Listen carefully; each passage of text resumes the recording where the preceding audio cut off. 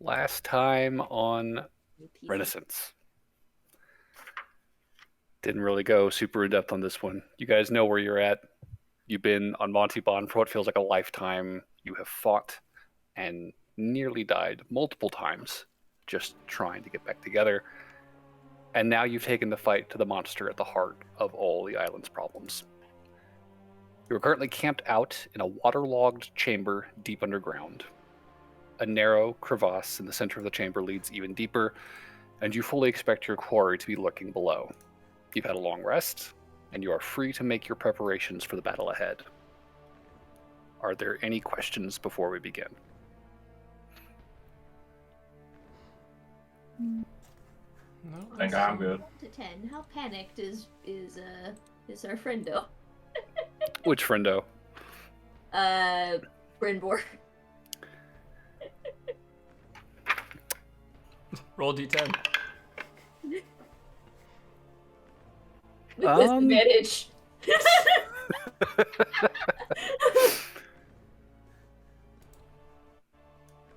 Brynbor looks like he's holding it together.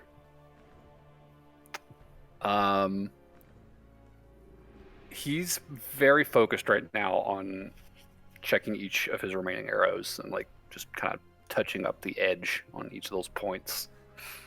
Hidkey's right there next to him, like dead silent, just sharpening her axe.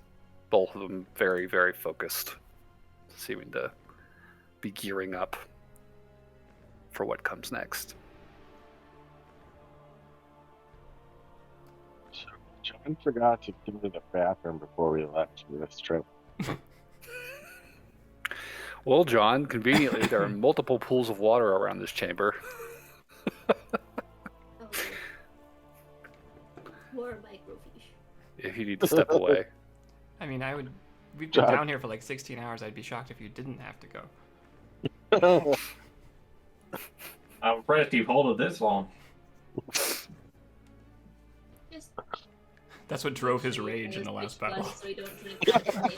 I have to pee so fucking bad, just die! that would cause a sense of urgency. Will John be more I mean, powerful you if he get doesn't feared. go before we go down there? Ooh. John, John. stay constipated. Drink a skin of water, quick. Hurry.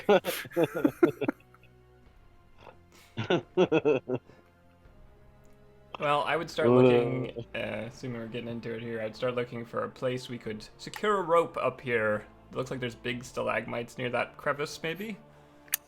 Yeah, those are large columns of rock. You could definitely secure a rope there. Okay, I would start working on that. Okay. So Noelle is have, like, getting the party nearly- ready for their descent. 300, 400 feet of rope, so... Yeah, you guys have got quite a lot. I don't think it's going to be any issue getting it to reach the bottom. Sure. Okay.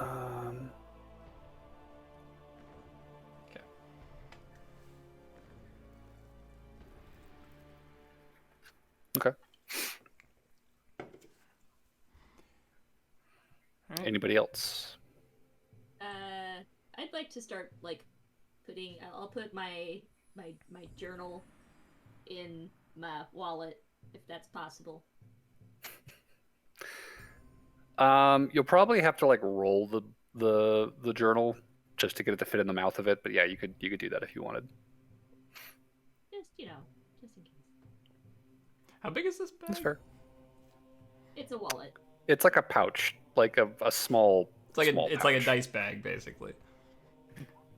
Yeah, this is a pretty adequate. Yeah. Okay. Maybe probably smaller than this, honestly, because this can actually open up pretty well. But then it's basically inside out, Right. right? I admittedly think of it of like the trifold wallets, so like Yeah, that's probably a good size for the mouth of this thing. They probably have different designs you can pick too. That's like higher end shit though. If you really want to buy yourself a fancy like embroidered. I mean, I feel like wallet, we're spending a bag of $100 bucks savings. on one of these things, or 100 gold, excuse me. That's already high end shit. Fair. you get to pick your color. Have it customized. Low jacked. Could I get that like scan protection on the inside of my bag, just in case? I know that thieves these days are swiping savings codes. Nah, I just like the idea that there's like a number stitched into each bag, so they have like your number with your name. And so if it goes missing, you can get them to cast scrying on it because they have the bag and the number on it. Well, remember, you can go through any bag, but it always takes you back to your Oh no, to your I vault. know. I just because it is a pretty decent chunk of money, and buying another Yeah. one would be fun. Yeah. Still funny. Lauren will be going around seeing if anybody wants a drink of alcohol before we go down into the cave. Nope. Brentboard will definitely take a drink. I'll probably ask him, be like, "So how you doing?" We're good. We're good. This is it. This is really it. I'm genuinely surprised we're still alive. And he'll just kind of look around the room at the various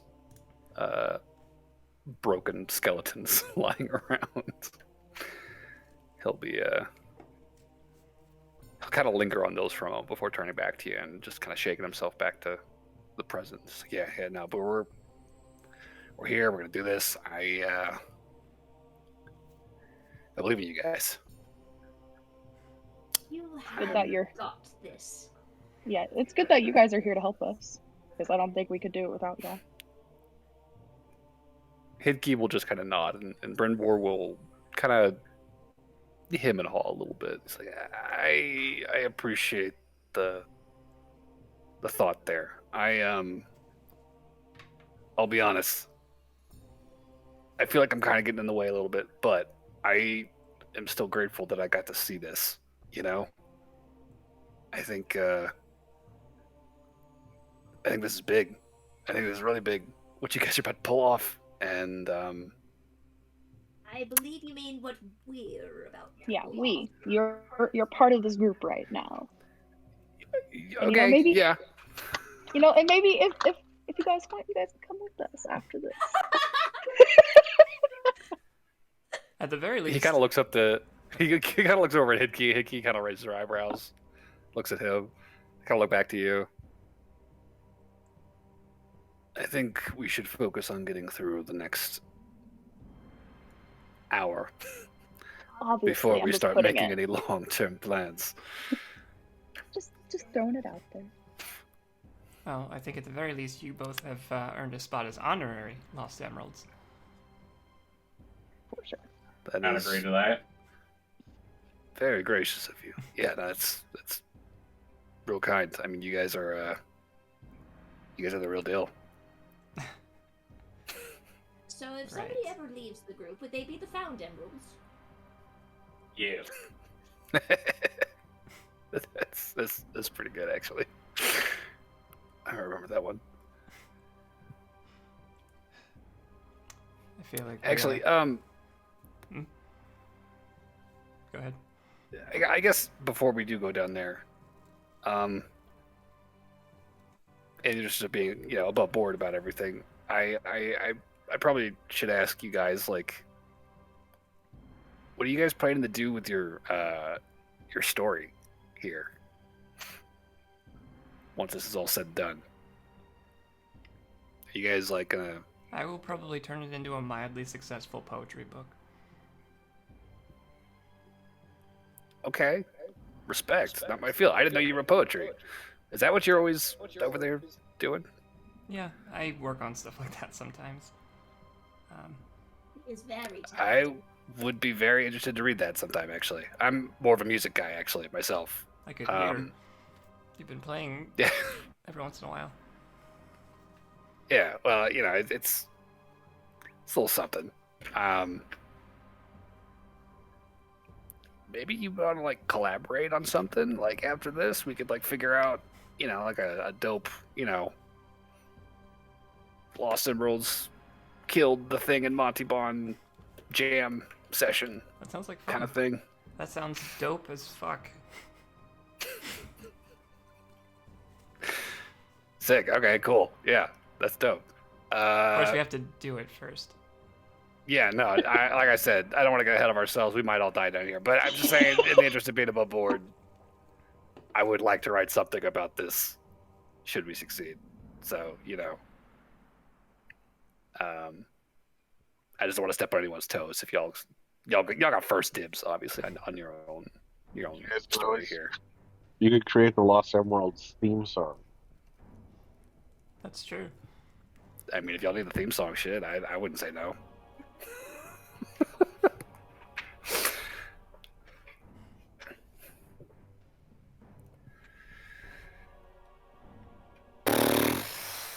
Birdboard just kind of looks over to the crevasse, like. It's hard not to be nervous. If I look down the crevasse, do I see any eyes looking back? As you step up and look over the edge, Oh boy. there is a brief moment where, down deep in the dark, just receding beyond sight, is just a spiral of these eyes glowing along the walls. And as soon as you look down there, they all look up and close. Was it like the... I don't know if there's a difference, but was it like the beady eyes that this thing has, or was it like the glowing orb eyes that it barfs? It was like the really like malformed, irregularly sized and shaped ones that you saw all over the walls in the chamber below the well when you guys first came down. Okay. So just his watching eyes, not his power Yeah, got eyes. Every move you make. Every step you take. Baby teeth in the back. Hit it, baby teeth. Oh no, I don't want to hear him sing. He sings worse than me. Be horribly off key. Every breath you take, every Yeah, claim you stake. it's because you're having him sing in the wrong genre. He needs to sing in emo, like. I'll be watching. I say, have you ever heard of a theremin? A thorough what? A theremin? No clue. That's the musical instrument that they use. I know what that is. Sounds The in DM horror knows what that movies. is. But Brynbor has no clue. Brenbor has no idea. Oh, that was Brynmore singing. I'm suddenly very concerned. What's a thermi? Are we going down this hole or not? I'm starting to like I really think second we are guess this definitely decision. stalling at this point. Okay, I'll go. Who's coming with me? Who wants to go down first with me? Well, I got the rope We set can up. just like bear hug each other down. I'll be right Can we behind you. climb this, Hitkey will or do step we... up. Sorry, can we climb this, or is it just a hole that goes like straight down? So this is like a really like jagged crack in the ground. It's not like a bore shaft, like somebody just like drilled down. This is like A tunnel. very deep crack Oh, okay. in the ground. Yeah, like an earthquake kind of opening. Mm-hmm. And just like you could see the eyes just kind of glowing all around the rocks as they recede deeper and deeper and deeper. It's climbable. In theory, you wouldn't have to use a rope. However, there are 3 streams from the water that's pooled in this chamber that are currently, emptying into the crevasse. So it is slick with water, Right. as well as that black fungal webbing that coats the floor of this chamber as well. So it looks slick just at a glance. The rope is probably the best handhold, the surest handhold you've got. But if you want to free-hand it, you could. Free climb. I'm good. I'm gonna. There's use the word, rope. free climb. I'm gonna use the rope. Okay. Hitkey will follow suit. Going down and Hitkey's following me. Yeah, I guess this is just marching order. at this Hitkey's right point. behind you. And as I'm going down, I'm gonna be like, "So, baby teeth, what's?" I'm Do what? gonna ask baby teeth what his name is. We're gonna see. There is a distant, low rumble from deep within this crevasse. And all around you, almost as if the fungal slime on the walls itself is talking, you hear his voice. Go away. My name's Lauren. Oh, good to meet you. Go away. Name's Barnaby. His name's Nunya. Yeah, it's nice to meet you. Go away. None of your business. My name's Deez. No, it's not. That explains why you're a little crazy. Shh, don't ruin this for me. Barnaby lying is bad.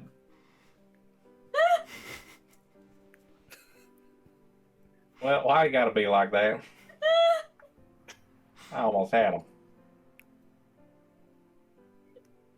I'm going down the So, rope. Aloran and Hidkey. Noel next. Sure, that seems roughly in the middle. Okay. Who's behind Noel? I'd say Barnaby or John. I feel like we should Yeah, I'll go stagger next. All right, Barnaby. the attackers between people. So that just leaves Burberry, John, and Brynbor. I'll probably wait till after John, because if John slips, I would rather not be crushed. Thanks. Fair. So John, Burberry, Brynbor, sound good? Yeah. Yeah. All right. Cool. So, as you guys begin to descend, I will need everyone to make an athletics check.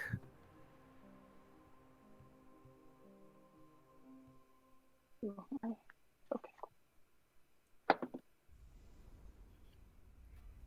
So that was an 11 plus 4. Okay, 15. Not 20 for Noel. That's a good Damn. start. 13 for Burberry. 13 for Burberry. Okay. I know this rope like the back of my hand. 23 for John. 23 for John. Okay. Barnaby's got a lot going through his head. He gets an 11. He keeps looking 11. around for what made that noise earlier. Okay. So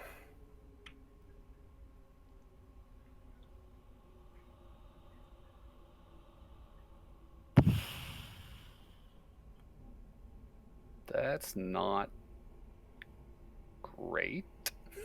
Can't say I'm surprised. So I'm gonna have Burberry, Barnaby, Barnaby, and the two NPCs are all gonna roll strength saving throws for me.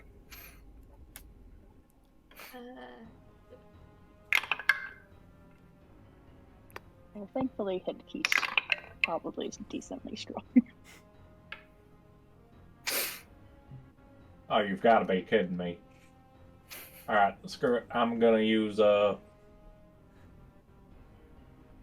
imagine a 9 as a fail. 9 If total. it is a 9 total, if it is a fail, if that's a fail, I'm going to use Fortune from the Many and add a +5 to it. Okay, yeah. That'll bring it up to a success then. All right. I'm just gonna kersplat on the floor. Oh no, Burberry. What'd you roll? Burberry? 5. Since I went before, do I have the chance to try to save her? Yeah, so, Hidkey just barely manages to hold on, somehow. I don't know why she's rolling so badly.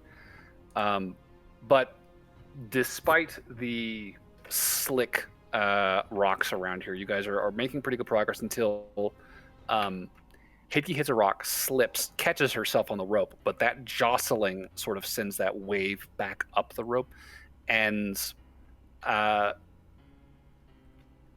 Barnaby, you hold on for dear life. Just like everything about, like, you just wrap yourself around the rope, like refusing to budge. Burberry and Brynbor, however, both having failed, this jostling does shake you free of the rope, and you begin to fall. So yeah, if Boy.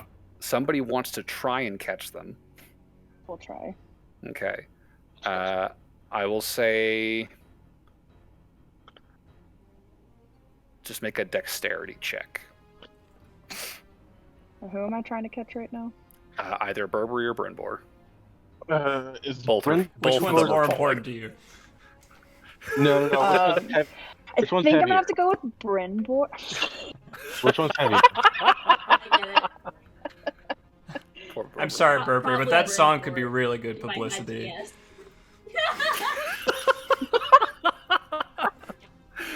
Burberry's like, I understand. Support No, local no, artists! What is I gonna rolled. be sell out? So I rolled a 13 plus 2. Okay, 15. I'll give it to you. So just Aloran on a fucking lightning reflex just reaches out a hand and just snags Burberry by like the scuff of his robes, just hanging now like by the armpits, suspended over the yawning abyss below. And John, what did you get? Non-natural 20. Okay. And yeah, Brynbor doesn't get much like terribly far down before John just like reaches out an arm and like clotheslines him as he falls and just wraps him around his shoulder. It's like, all right, nobody's falling. Come on. There's like a Can I good say deal of that- skittering of feet against the wall before like a hand reaches out and grabs. I honestly feel like Alorn probably slid down a little bit Mhm. because Burberry is also bigger than I'm a her. whopping 122 pounds. Yeah, you're bigger than me. But Who- Aloran's who'd you- strong. That's the Who'd important you thing. grab, Burr or Barry? No, she grabbed Barry. Barry's on top today. And then Burr's just holding on for dear life.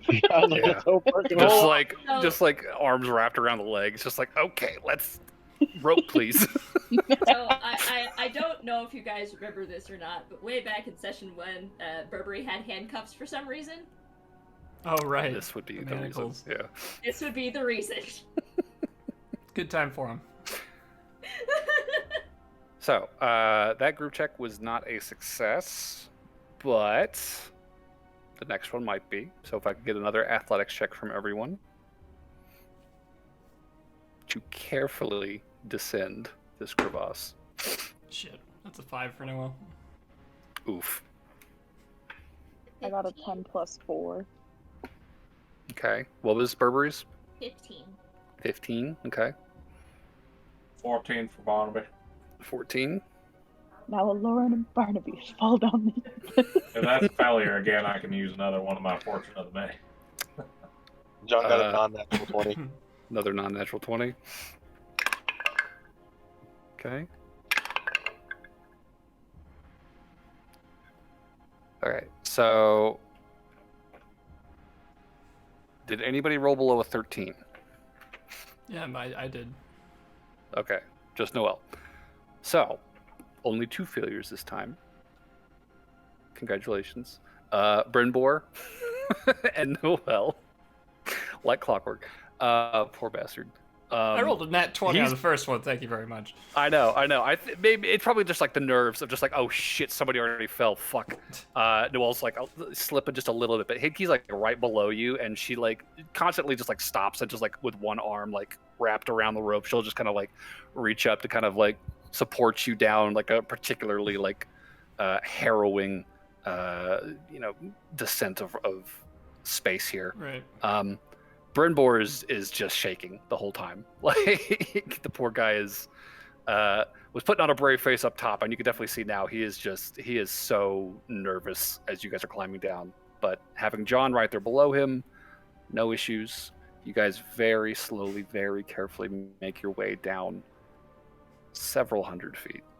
As we go, Noel's going to say, guys, we are never doing a cave quest again after this. No more No caves. more caves. How much rope do you have, Noel? 300 feet total. Although I'd probably lose 300 like feet. 10 of it tying around that crag. Sure. Okay, and the rest of the party's got rope, right? Like, you guys have Oh yeah. plenty. Yeah. So, in total, this is a 500-foot descent. Jesus. So if it's 300, I have 50. Brenborn and Hidkey both have a coil of rope themselves. That's another 100. I believe I have 50. 50 as well. Yeah, everybody's got rope, and with all the extra rope you guys found lying around here, it was more than enough to reach the bottom. Then, It must be weird because we get to the bottom of the rope, we have to just, like, pause to tie on. Yeah. They keep going. It's exhausting. it's work, but eventually you guys reach the ground.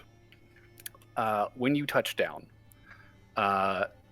it is completely submerged down here, up to your ankles in water. And you find yourself in this dark tunnel. It extends, it looks to be about 50 feet from this spot. It's probably like 10, 15 feet wide before it hits a wall. And at the base of that wall, there is a very faint bit of light kind of dancing along the surface of the water. And you can see that there is a gap, probably about a foot and a half high, largely filled with water at ground level that you could squeeze through. And there is light coming from the next chamber. I am glad we didn't go with the let's try and fill the well plan. Yeah, we would have still been at it, probably. I guess since Lauren will go first, she'll just keep going first. She dragged y'all into this. She'll go first. It's also very, very wet down here. The fish person Yeah. makes the most sense, probably. Okay. So, Lauren, I will say as you, I guess, get down on your knees to start squeezing through this crack, looking into the chamber ahead, you can see a large flooded chamber. There are columns and boulders strewn about, protruding up out of the water. And the light in this chamber, dim as it is emanating from hundreds of these eyes plastered along the walls, nested in that black fungal webbing. So is it? It's completely submerged. You said. There's no dry land exposed. It's like ankle deep water in this tunnel. And so you're like getting down to your hands and knees, like squeeze through this crack near the floor, like rolling through the water. And looking through this crack, you can see this chamber. Kind of cascading in and out of the water are various like large, thick black roots, all emanating from this central mass that is about 30 feet tall, about as wide. It's just this giant, irregular mound of this black material covered in these eyes. And every one of the eyes in this chamber are all focused on you. I could be like, "Hey guys, I found it. I found the sword." The whole chamber just kind of shakes. Yeah, he's real mad, but he's there. Oh boy. Can I activate daylight on the drift globe? Yeah, Okay. sure. I'll get that going, and I guess I'll start moving through this tunnel. All right. So I will load the map here. Ooh, fancy. Real quick, I'd like to cast Beacon of Hope. Beacon of Hope. Yeah. Okay. Yeah, whatever preparations you guys are making now, because you can feel the tremor beginning to shake in response to your arrival. This is the moment to do it. I will cast bark skin on myself. Okay. So Barkskin, Beacon of Hope, Daylight. Anything else? Once I'm in the cave, I want to cast Conjure in Animals. All right. We got one spell. Oh, okay. So we Yeah, got just a moment Barkskin. here before we start rolling initiative. So I got Daylight, I got Barkskin, I got Beacon of Hope. David, John, anything? Borrowing to be John, I should say. Look around all the cavern. Do I see anything hanging that I don't like? Hanging? Like hanging on the walls? There's, this black webbing that is kind of snaking from this mass, like up into the walls and ceiling through the air. And there are hundreds of these glowing eyes all over the chamber walls. And that's what you see right now. I'd like to use my barbarian spellcasting ability to tell him to screw off. You want to try and make an intimidation check? What? You're not gonna cast iron? I'm gonna cast pump iron and just get a couple reps in. Get a nice pump. Drink a protein shake. All right, big boy, let's go. I'm gonna drink my protein shake before we start. All right. Well, if that is everything you guys have, I think you hear that voice emanating from this giant mass in the center of the room. This is your last warning. Leave or die.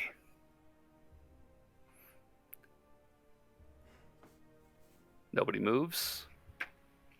And you watch as... You'd probably try and kill us anyway, so... Yeah. Honestly. All right.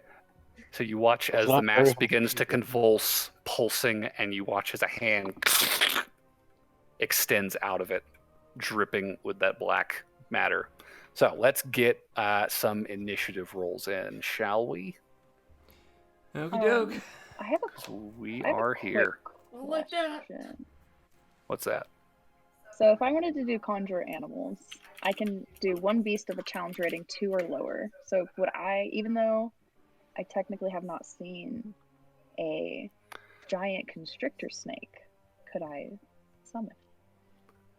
So, Conjure Animals is a fun spell.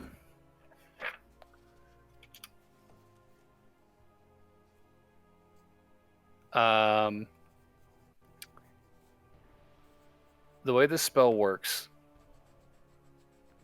it says you summon face spirits to take the forms of beasts and appear in unoccupied spaces.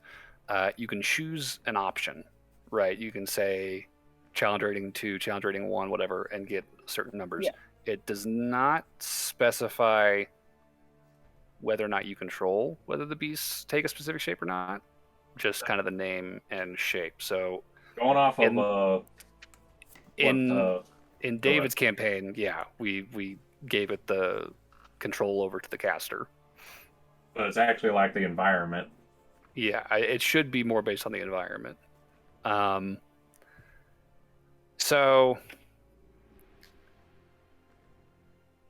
I'll say this. What a polar bear. Polar bears Polar bear do in the love depths of dark Montebon. caves. Cold, there's water, it's fine. I will say go ahead and make a... Call it a spellcasting ability check. I'll set the DC based on how far from its native environment this area would be. If you succeed, we'll say you can summon your snake. If you fail, I'll pick what you summon. Fair? Okay. Do I do? It'll be your wisdom plus proficiency. Proficiency?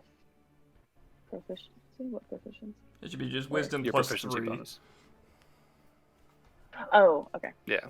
So like you're making a spell attack, basically. Oh, so plus 6. 15 plus 6. 15 plus 6? Mm-hmm. Okay. All right. That's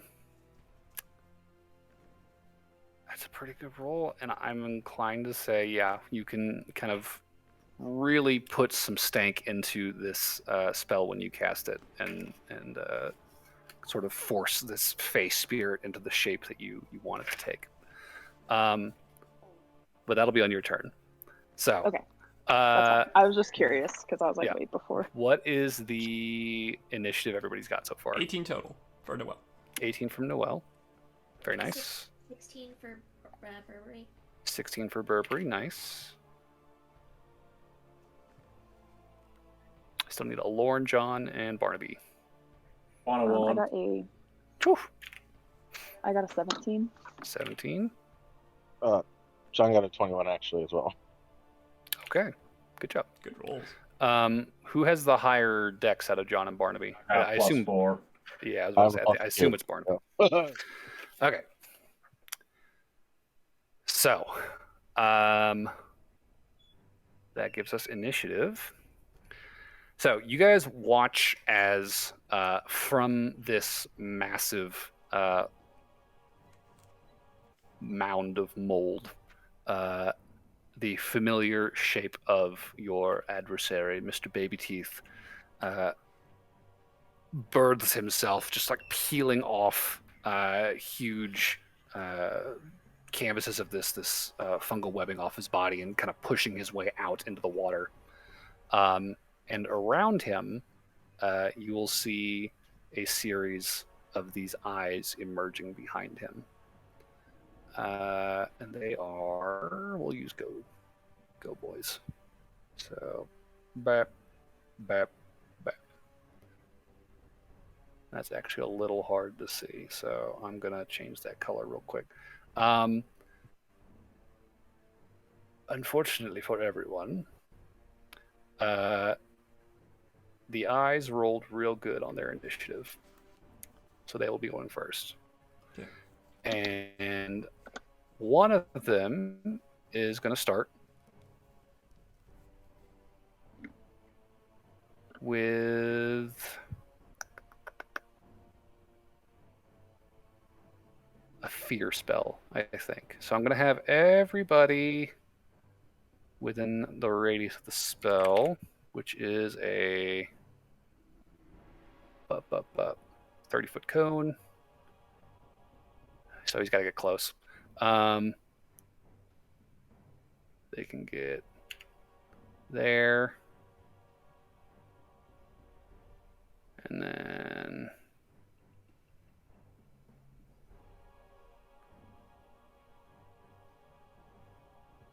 okay, yeah.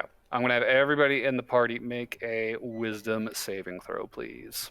And everybody do it with advantage. Thank you. I'm Where's the gonna advantage coming? Oh, is that the Beacon of Hope? Nice. Good call. Oof. I rolled an 8 and then I rolled a 4. Ooh, a Lauren. So that's 14 John got a 20. in total. 20 for John. 24 for Noel. Unnatural 20. Okay. Oh, thank So goodness. 18 minus 1, 17. so it sounds like a Lauren failed. Does a 14 pass? 14 does not succeed. I'm sorry. It looks like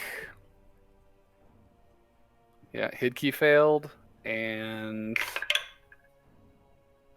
Brynbor looks like he's going to succeed. Hey, good for him. Brynbor's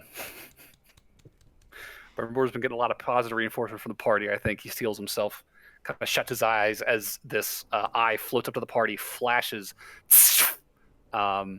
And Aloran and Hidkey are both now inflicted with the frightened condition. And Aloran, you kind of like shut your eyes in response to like this camera flash, and when you open them again, all you see coming out of the water are these ripples, this bubbling, and this clouding of blood all around you underwater. So, you are currently frightened. You have disadvantage on attacks against the thing you are frightened against or frightened by, and you cannot move closer to it until you are no longer frightened. And this will last until Load, please. Bup.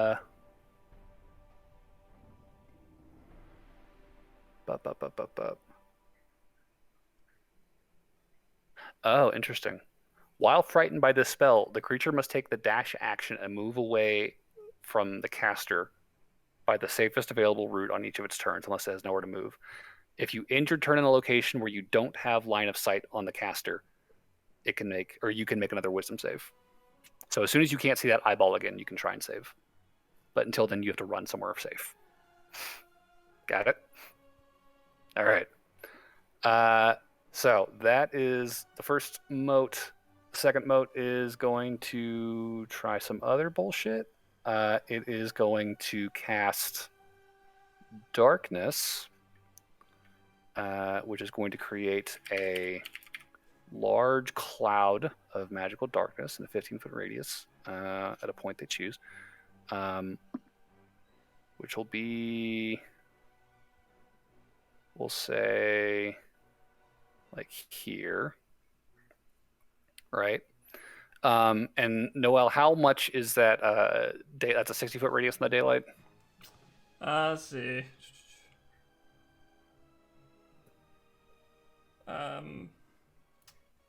Daylight. Sorry, I didn't have that. I'll be right back real quick. Sorry. A 60-foot radius sphere of light spreads out from the point each ends. The sphere is bright light and sheds dim light for an additional 60 feet. Gotcha. So that is... I don't know why I did that. I think that's actually close enough that that's going to cut into... Oh, yeah. So it casts this darkness spell, and like there's a decent chunk of the sphere that is just blasted away by that daylight, which the eye did not expect, and is going to very quickly retreat around the back of this mass and disappear from sight. The final mote is going to cast a different spell, and it is going to cast... For what it's worth, the darkness is dispelled by daylight. Oh, completely dispelled. If any of this spell's area overlaps with an area of darkness created by a spell of 3rd level or lower, the spell that created the darkness is dispelled. Oh, well, so much for that spell then. I'm back, sorry. Gotcha. Yeah, missed so, anything. All right. The darkness is completely dissipated by that. The eye is surprised and scared now, and will back behind the fungal cloud. The final eye is going to cast a spell targeting... that's not what I wanted. I wanted the line tool. How far are you guys? All right, he's got to get a little bit closer to cast this. He is going to target John, Barnaby, and Hidkey with a wisdom saving throw, or charisma saving throw, excuse me. And he's got to get right up on you guys for this too.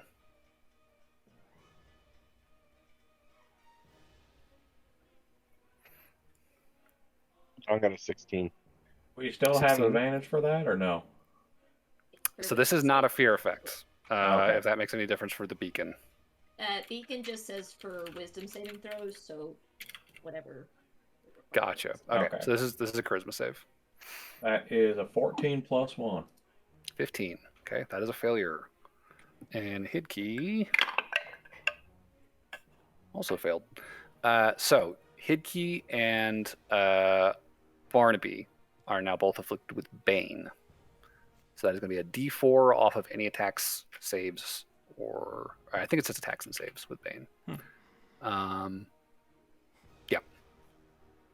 So until that spell breaks concentration. Is that attack to hit or damage? To hit. Okay. Yeah. Or So save.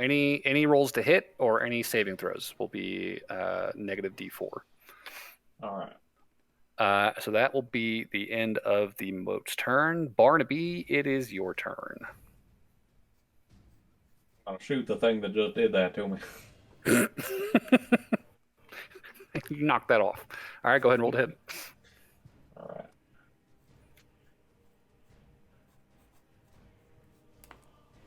Well, that's a nat 1, so I'm going to go to my second attack.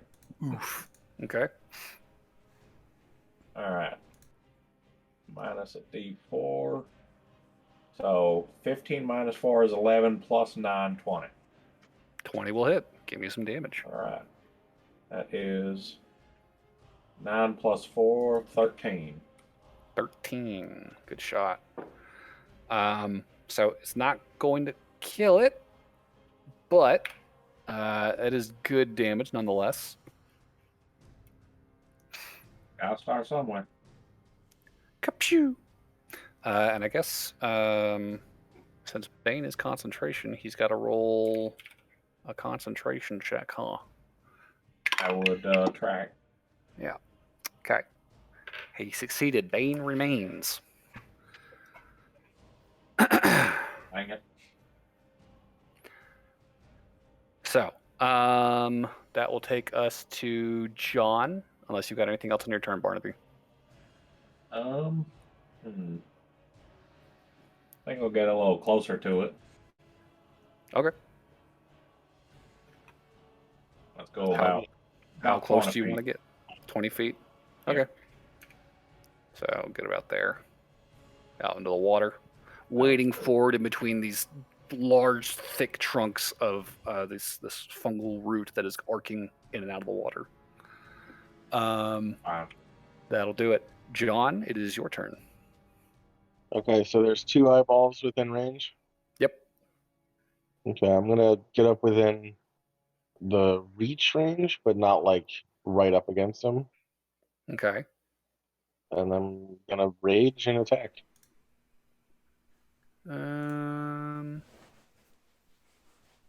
Since I'm within 5 feet of Aloran, I should have 45 feet of movement. It wouldn't take much to get within the within reach of the eyes, so that's not hard. Is it possible to get within reach of both of them? I think you are this way. Yeah. Perfect. I will attack the one that cast the Banes from me. Okay. So go ahead and roll. Okay. So that would be a 16 to hit. 16. Yep. That will hit. Give me some damage. That would be 15 damage. 15. It is still just holding on. Okay. I'm going to go ahead and hit the other one. I think that might have broken concentration, though.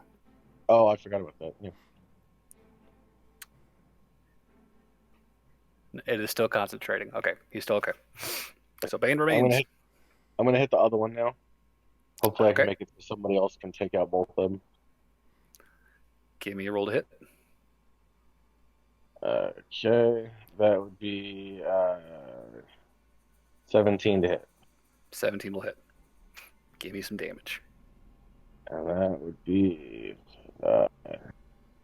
11 damage. 11 damage. Okay. So the fear eyeball takes a little bit of damage, remains concentrating. The Bane eyeball takes a little bit of damage, keeps concentration, and the darkness eyeball is hiding. So John charges forward, glaive at the ready, and like propelling himself off of one of the roots, just quickly swings his glaive into both of these things. That'll deal some damage. Anything else on your turn? Nope, that'll be the end of my turn. Alrighty. That will take us to Noel. Okay. Looking over and seeing Lauren seems worried, I will give her bardic inspiration to start. Okay. I'm going to run. Let's see. I'm gonna try and just go 1, 2, 3, 4. I don't know. We'll say like 20 feet north from our current viewing angle. Due north? Yeah. Okay. So I will say, as you hit the edge of this dark spot, your foot plunges deep into the water, and you can definitely feel this is a lot a lot deeper of a section. All right, I will change so- course slightly. Just letting you know. Yeah. Peeling off to the right, or I'll go to the right, actually. To the right. Okay. Yeah. And just kind of stop. Yeah, right about there is fine. Okay. So, all right. Actually, let's go. Can I go one more space, kind of to the top, up and right? This way. Yeah. Okay. All right. So that is more than enough. Mounds. Are they mounds? Rocks, fallen rocks from the ceiling, and stone columns that reach up all the way to the ceiling. And then you've got these roots kind of arcing in and out of the water all around you as well. So. And then action is Noelle, going to be you've mirror moved. image. Okay. And then I'll be Noelle's got mirror image up. That will take us to Aloran. So Aloran is currently frightened of the eyeball. And you need to dash somewhere safe away from it. And it is this guy right here. So where do you want to go? Because you do have control over your movement. I don't know anywhere that's safe in here, so. So as long as you can break line of sight is the big thing. If you can break line of sight, then you can make a wisdom save to try and break I think I need to restart.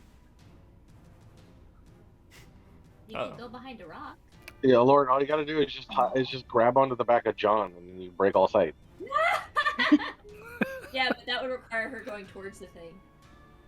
That's true. John's closer than she is. True. Are there any stalagmites or anything I can hide behind? Yeah, there's rocks and roots everywhere. You could crawl back under that crack into the tunnel and come up there for a second. Isn't the other to the bottom of that pool?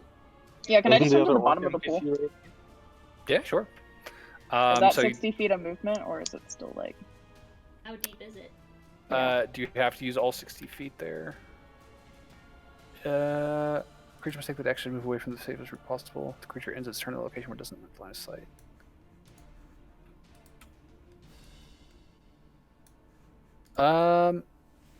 So the water varies between 10 and 20 feet on average. There's just kind of these weird precipitous pits throughout this chamber. You could dive to the bottom of it to break line of sight. I think that would be an acceptable use of your turn. So at the end of your turn, then you can make the wisdom save to break the frightened condition. 16 plus 6? Nice. I don't. That will succeed. With advantage, 18 plus 6. Okay, that will definitely succeed. So Aloran breaks the fear effect, kind of gets her senses back to herself, and next turn is ready to do some damage. That will bring us down to Burberry. Burberry is going to shoot at the left one. The fear eyeball. Yeah. All right. Go ahead and give me a roll to hit.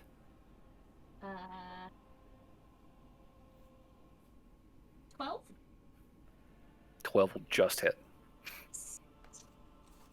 Okay, and then I will bonus action summon my teethy book. Gotcha. So how much damage was that? 8. 8 damage. And that is just your crossbow? Yeah. Gotcha. Okay. So he'll make a concentration. Oh. And he breaks concentration. Damn it. All right. Well, that is good news for Hidkey. She is no longer frightened either. So good job. And I'll summon the book directly underneath the other one. Okay. So we'll summon. And it has to hold for next. Burp. So spiritual weapon is out. The turn it comes out, it can make an attack. Yeah. Okay. So it'll attack the other one. Okay. Yeah. Go ahead and roll to hit. 16. 16 will hit. No need to roll. It was at 1 hit point. It is definitely dead. Yeah. So the book appears, whoosh, clamps down on top of the eye, and it just in a splatter of black mycelia. That will take us to Baby Teeth. The big boy. Boss time. Taking a look at his options here.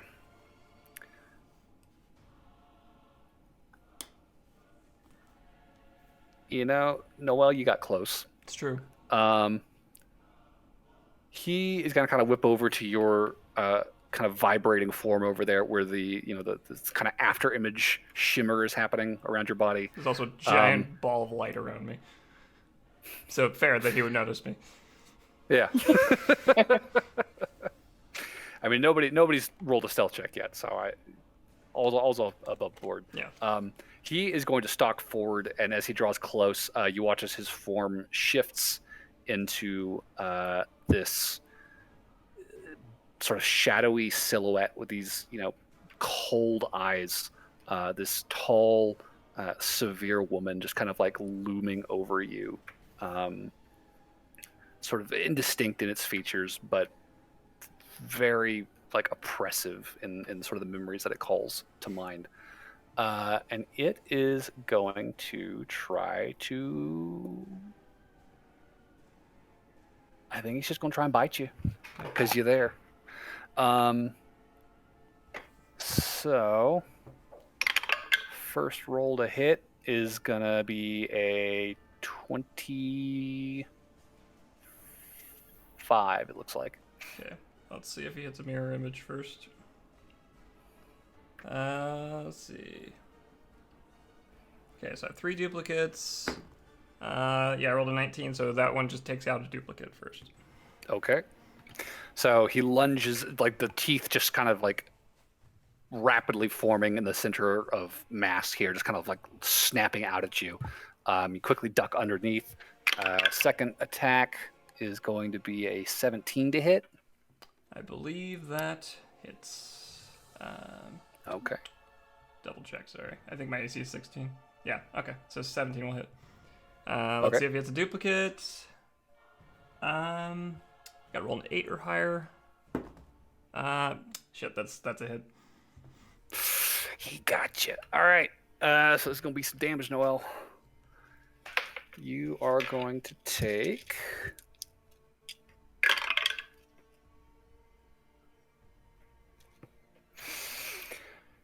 8 piercing. That's lucky. All right. I'm so fucking mad. That's a 1 and a 3. Like, this is bullshit. And 5 psychic damage. Okay. And I need you to make a wisdom saving throw.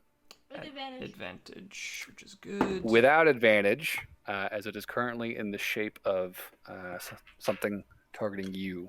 Does a... Throw it at disadvantage? Or would it throw it at disadvantage? So the shape-shifting thing will impose disadvantage on a wisdom save if it is So in it the just shape of balances something out. that you were afraid of. I did get I mean, I only rolled it once, so that was a 12 plus 6, 18. That is still a success. Okay. So despite its attempts to sort of cow you, standing firm, despite the damage it's done, he kind of rears back angrily, lording over you. As he looks at me, Noel definitely says, I don't fear her, I pity her.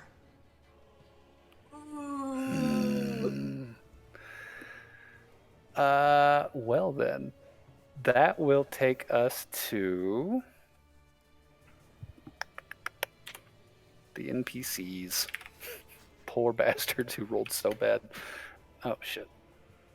Hold up. 42. Well, they're lucky they rolled bad, because that means that they had the effect given and removed Yeah, that's before true. they got to go. Yeah. I just gotta literally hit that one flying eyeball, like once. Okay.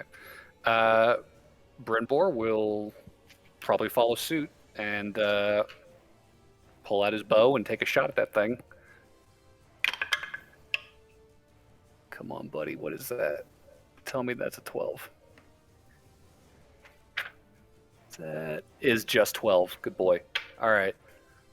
So he is going to deal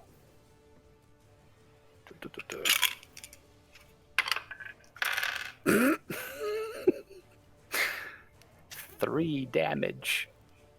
But it's still alive, unfortunately. That's not a lot. Poor Brimbor. Yeah, he, I think, is going to book it around this pool that Aloran jumped into and just try and get some distance. Some cover. That will take us to Hidkey. But I think before that, Big Boy is going to use a legendary action. And he is going to lunge. We'll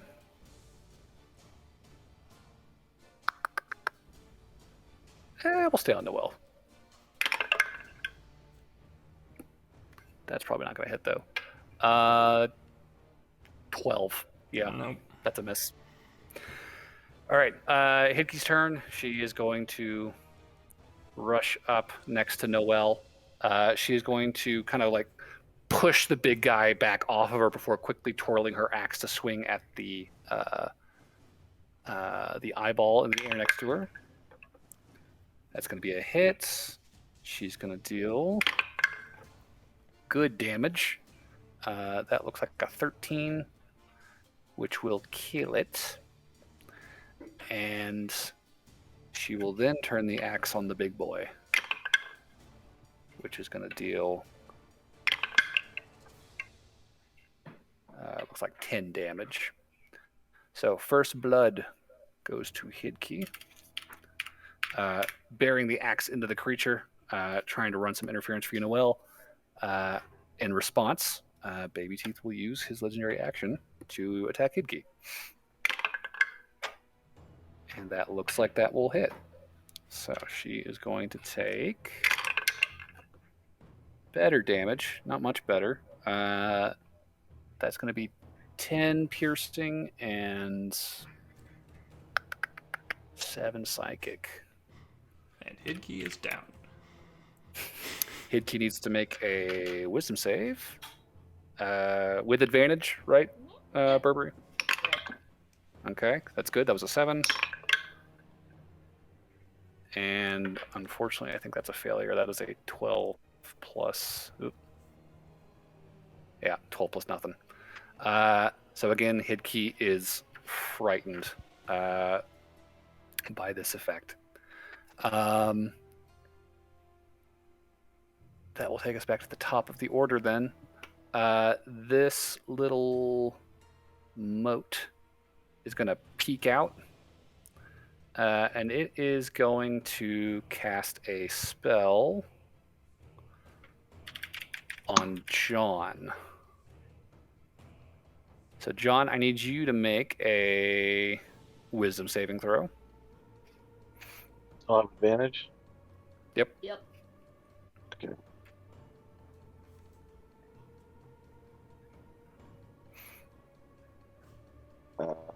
That is an 18. 18 will succeed. Whew. You feel this thing's gaze, like on the back of your neck. Like the hairs kind of prick up, and you kind of whip your head over, like just kind of meeting it in the eye, and it like shudders and just back behind the mass, hiding. What's scary is my first roll was a 2. Ooh, that fucking beacon. The beacon was a That good roll. beacon saved my butt. Fucking beacon, dude. So that is going to be the end of its turn. It's counterbalanced by how little damage I do a turn. Big Boy's going to use his final legendary action, I think, to probably keep going on Hidkey. We'll take another swing. That will hit. Her name is Hit Key, not Hit Me. Hidkey. 10 more piercing damage and 1 psychic.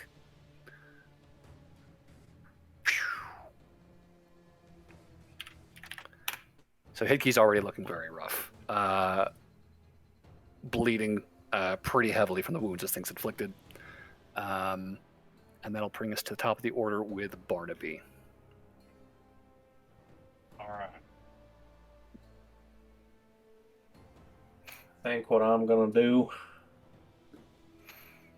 There's no more little blobs then, right? Looks like we got them all. All that you can see. Yep. Yeah.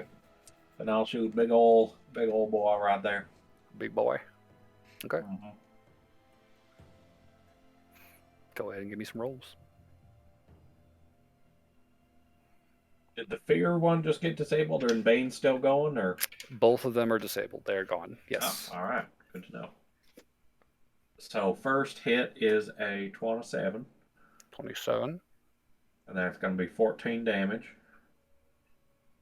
14. Okay. Second hit is a nat 20. Nice. Woo.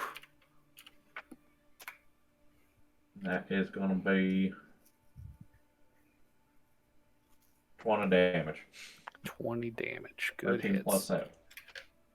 So boom, boom, 2 shots ring out through the cavern, connecting with the creature, and you watch as this like towering feminine silhouette turns its gaze to you, and the eyes flash.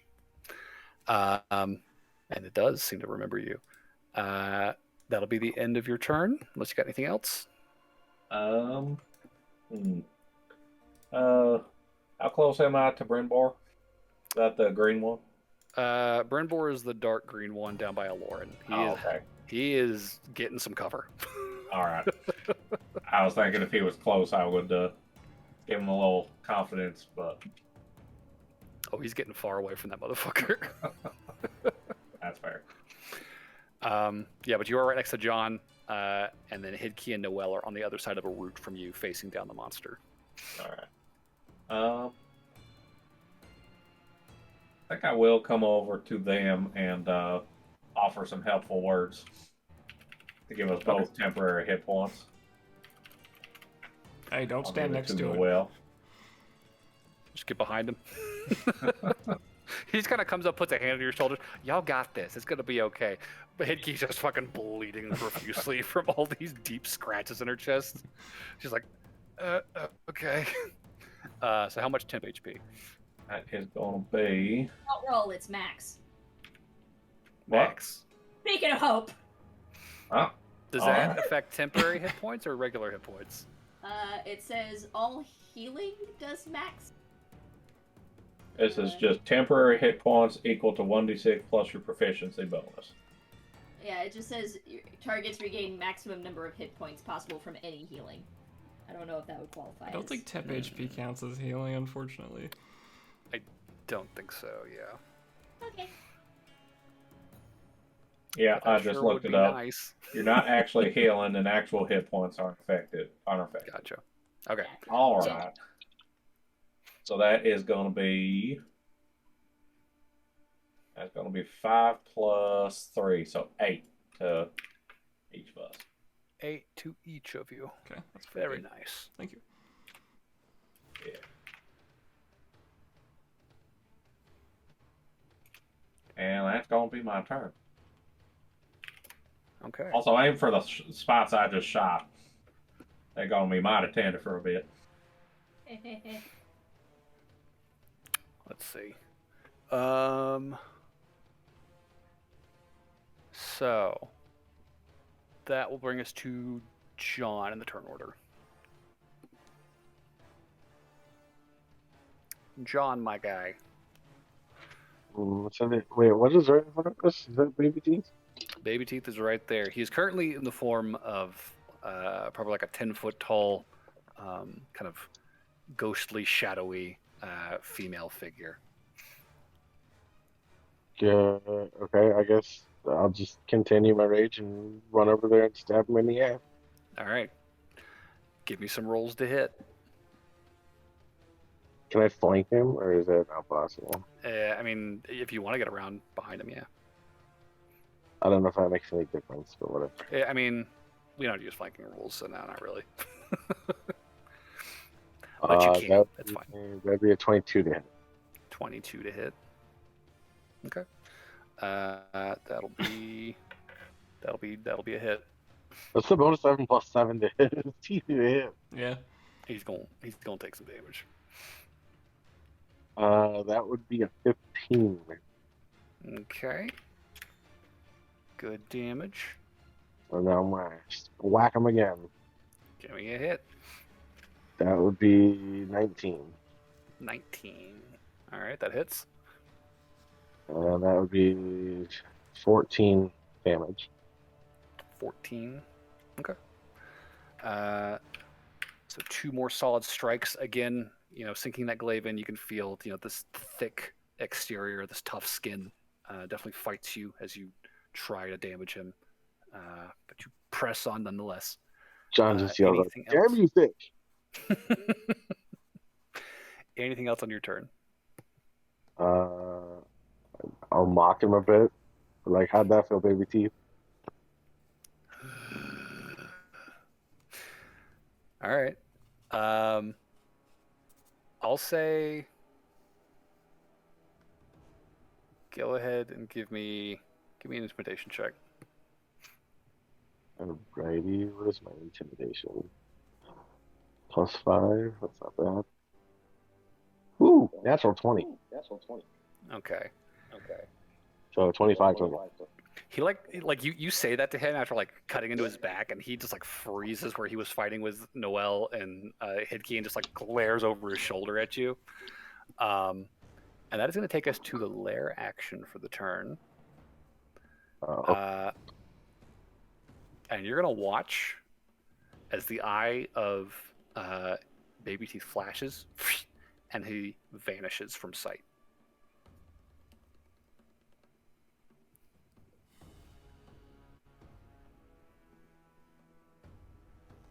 Here for everybody, we got a coward. So that is going to take us to Noel. Noel, Baby Teeth just vanished in a wisp of smoke. We did it. The island is and saved. The whole cavern trembles. The eyes all focused on you. On me? You and your party, yeah. Oh, okay. I mean, every eye in this chamber is all staring at you. Well, what are you doing? I want baby teeth guy.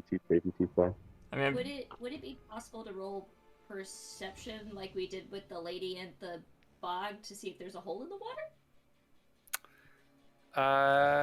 You could take a search action to try and find him. I'm very curious about this center mass. Hey, Burberry. What? Sorry. I was just gonna say, what is this now? Since we do have light, I don't want to necessarily use a search action, but what are we seeing? It's just a big pile of goo and eyeballs, basically. Essentially, yeah. It's probably a 30 by 30 by 30 foot just mound of this black fungal material. The same stuff that makes up all the root systems in this cave and the webbing all over the walls. And Baby Teeth emerged from it? Yeah, he did. Set it on fire. Wait, can anybody do anything right now? It is currently Noel's turn in initiative. Okay, got it. I didn't know. Hey, Burberry, what do you think would happen if you blessed all the water here? Turn it into holy water? That would be an undertaking. Yeah, that might take a few decades.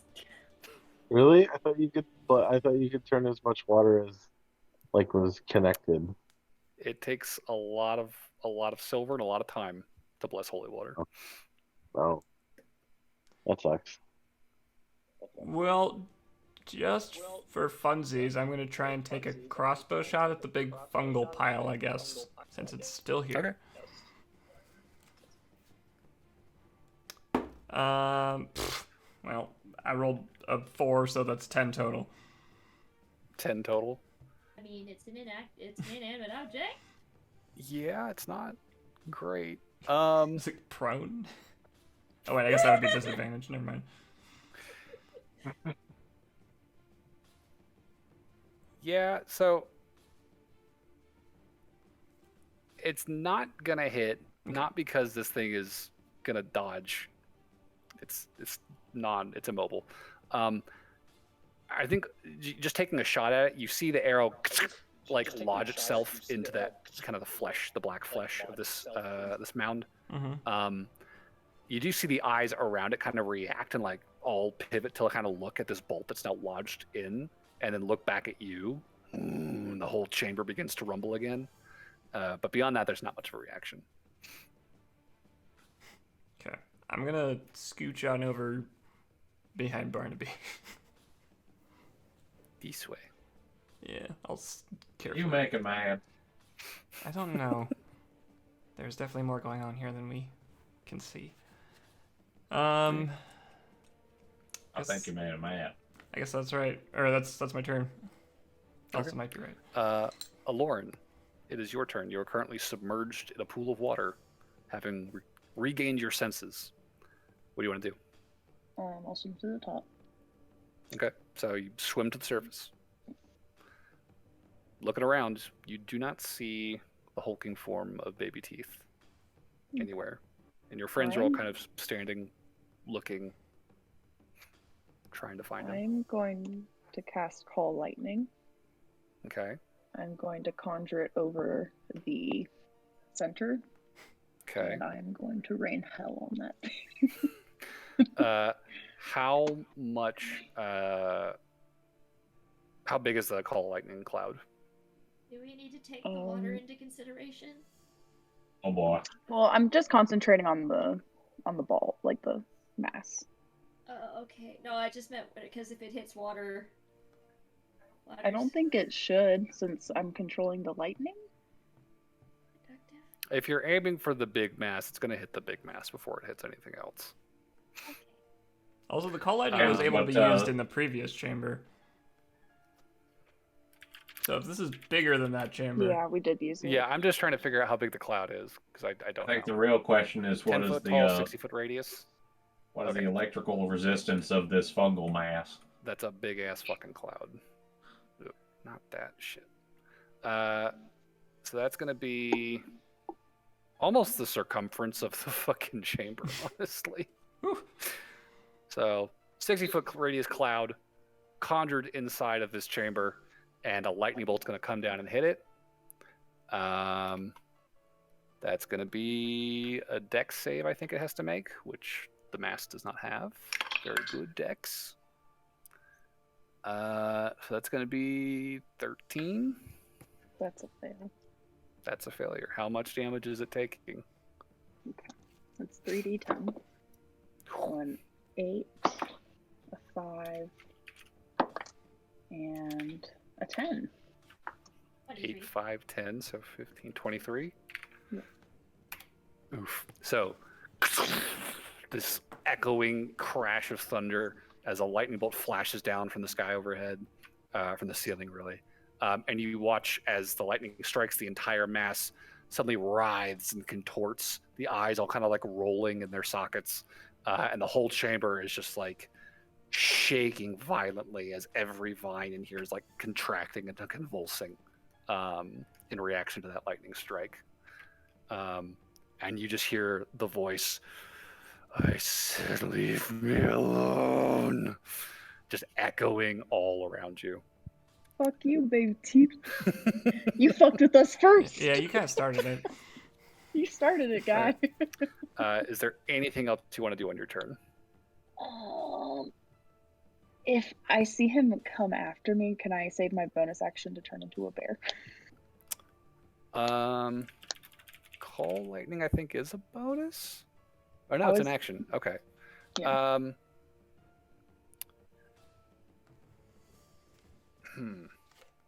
It's wonky, but I think given how much we've been looking at Pathfinder recently, I'm kind of inclined to say, yeah, fuck it, whatever. If you want to ready a bonus action. Okay. Sure. So yeah, if you see him coming, you can shift into a bear. That'll take us to Burberry. Okay. I'm gonna stand here nervously. No. I guess All I'll alone move... in the middle of the chamber. No, I hate it. I'm gonna move towards my book. Okay.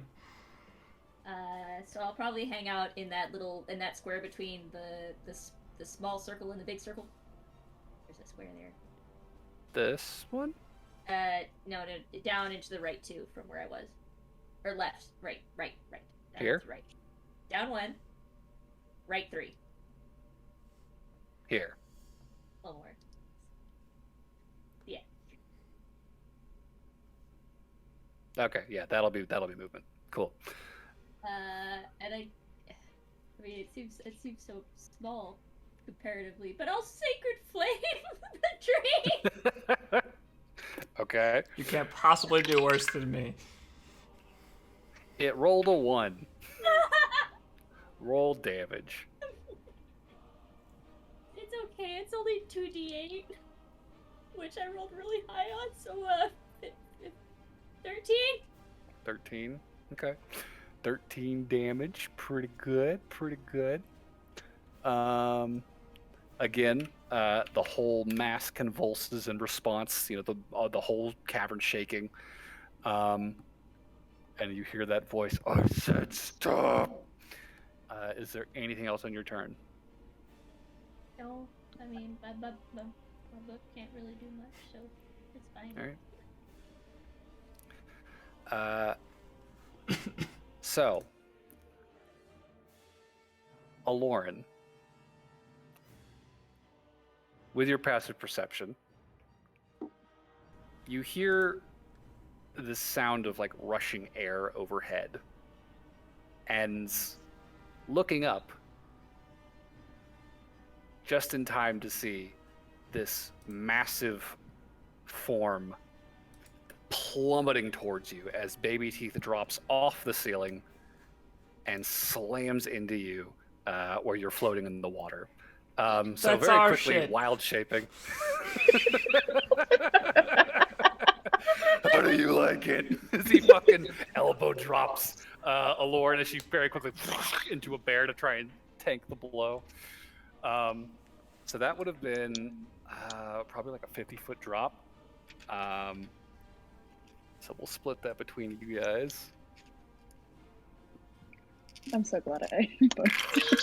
That was a good call. I was like, I'm pretty sure he's gonna attack me because he's gonna be really mad about that. You weren't wrong. Oh damn, that's only 12. So 6 damage to each of you. Okay. And this is your bear form. So he's gonna take that. And So how much he is damage just gonna do I take? start. He's gonna like grab the bear by the throat and just start swinging, just trying to fucking beat you out of bear form. Wait, so how much was the initial damage? You would have taken 6 damage. Okay. Okay, that's gonna be a hit. What was the roll? It was an 18 plus 9. It definitely would have hit. And then a 12. Yeah, that so hits. 21. Yeah, Those are both gonna hit. Right. So this is going to be a 15 piercing and 6 psychic damage. So 21. And then 12 piercing and 3 psychic damage. So 15. Okay, sorry. Can you say those numbers again? Jesus. 21 and 15. So the total would be 36. 36. Okay. Well, Lauren is no longer a bear. So just in time to take a ton of damage. And I'm going to need you to make another 2 wisdom savings for me. With advantage because Burberry is using... 1 second. Wait, give me a second. I'm trying to still take damage. Sorry. Give me 5 seconds. Okay. So wisdom saving throw with advantage? Yes. It was a nat 20. Okay, so that's 1 success, and then I do 1 more because he hit you twice. 19 plus 6. Okay, easy peasy. So no frightened condition, but you are back to humanoid form, and you are now both submerged in this pool, just fucking duking it out. That'll take us to Brynbor. who sees this and is like, "Oh fuck." um, he is. Come on, Brynbor. Yeah, Candace, Brimbor. Daddy! Clutch it out. Brimbor is gonna dive in next to you, and he is gonna swim over to where you're like wrestling with this thing. He's gonna reach in and grab hold of you, and he's just gonna whisper, "Get the fuck out of here! Go, go, go, go, go!" And cast invisibility on Alorn. Oh, but. And then before he gets too much more hurt, he's gonna fucking pull back and get the fuck out of there. So Big Boy is going to take a reactionary swing at him. It's gonna hit. And that's gonna be some damage. So 6 psychic damage and 15 piercing. And Brynbor is going to book it towards the rest of the party. And he's just going to be fucking screaming the whole way. He's got a Lord! He's got a Lord! He's got a Lord! Go, go, go, go, go! I don't see her.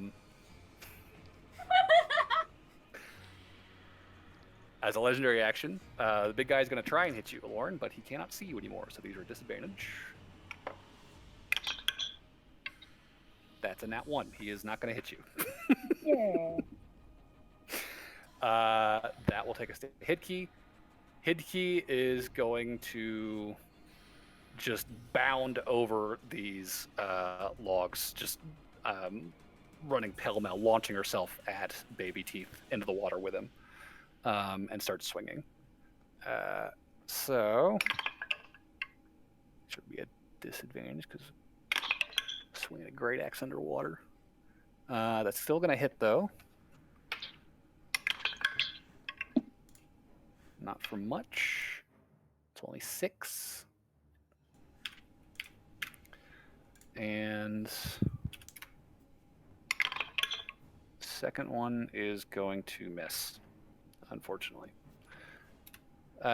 So Hidkey is currently engaged with the creature. The creature is going to round on her in response and attempt another attack. With a legendary action, that might hit. But it does not. Good for Hidkey. Cool. So, top of the order, we have the little eyeball, who is going to poke his little head around the edge of the mass and see all of you there. And Barnaby, I need you to make a wisdom saving throw for me. Oh.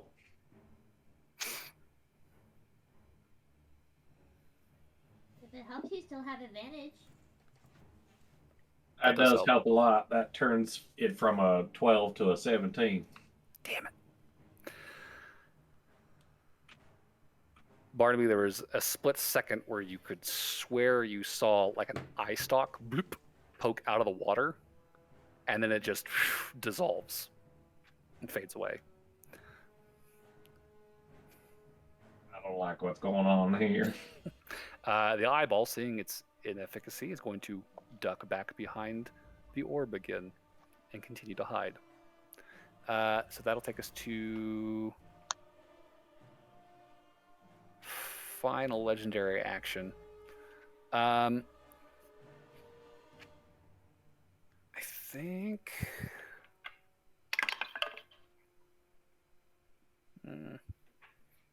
I think he's just going to keep going on Hidkey. That's another miss. Fuck. He is not rolling great. I'm pretty sure Hidkey goes down if he ever hits, but... That'll take us to Barnaby.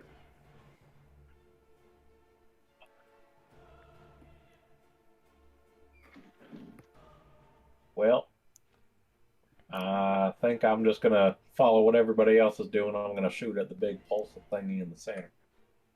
Okay, yeah. Go ahead and roll to hit.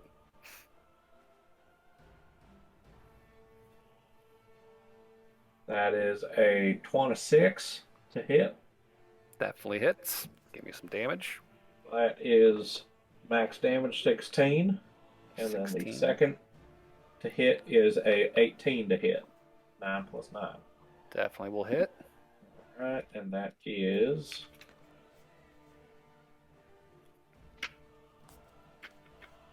roll the dang d12. Not as much, that's 6 damage. 6 damage. Yeah. That's not a ton. But it's something. So 2 more gunshots ring out.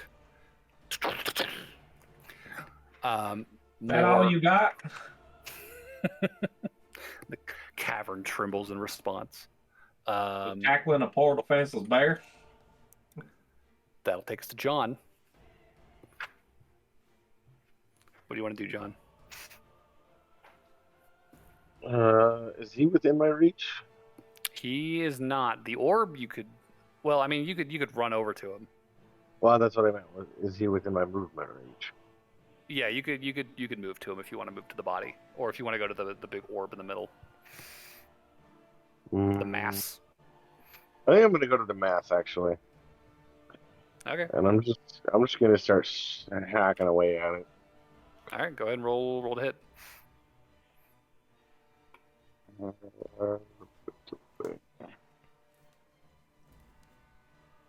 That'll be a 17. 17. That'll hit. That's should be 13 damage. How much?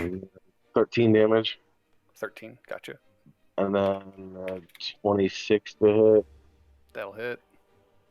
And 11 damage. 11. Okay. So, John, sinking your glaive into the mass, the whole cavern sort of shudders. You feel kind of dust and like small rocks kind of like crumbling off the ceiling, like splatting across your shoulders. And you hear the voice call out again. I gave you a chance. Now die. And you watch as another hand extends out from the center of the mass, and a second body emerges out in front of you. Oh, Jesus. Yeah, I was worried about that. John's gonna yell at the party, somebody figure out a way to burn this thing. So, that will take us to Noel. Okay. I'm going to...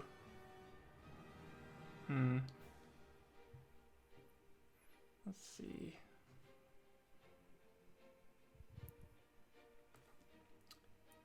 I'm gonna cast...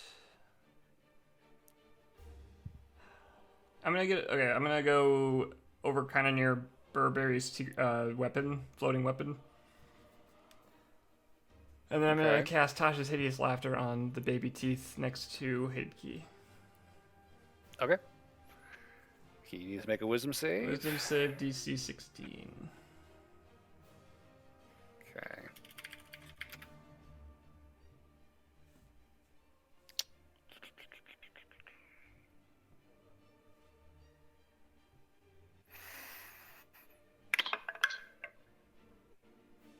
Okay, that is going to be a... Where's my wisdom saves? Damn. So that's an 8. Okay.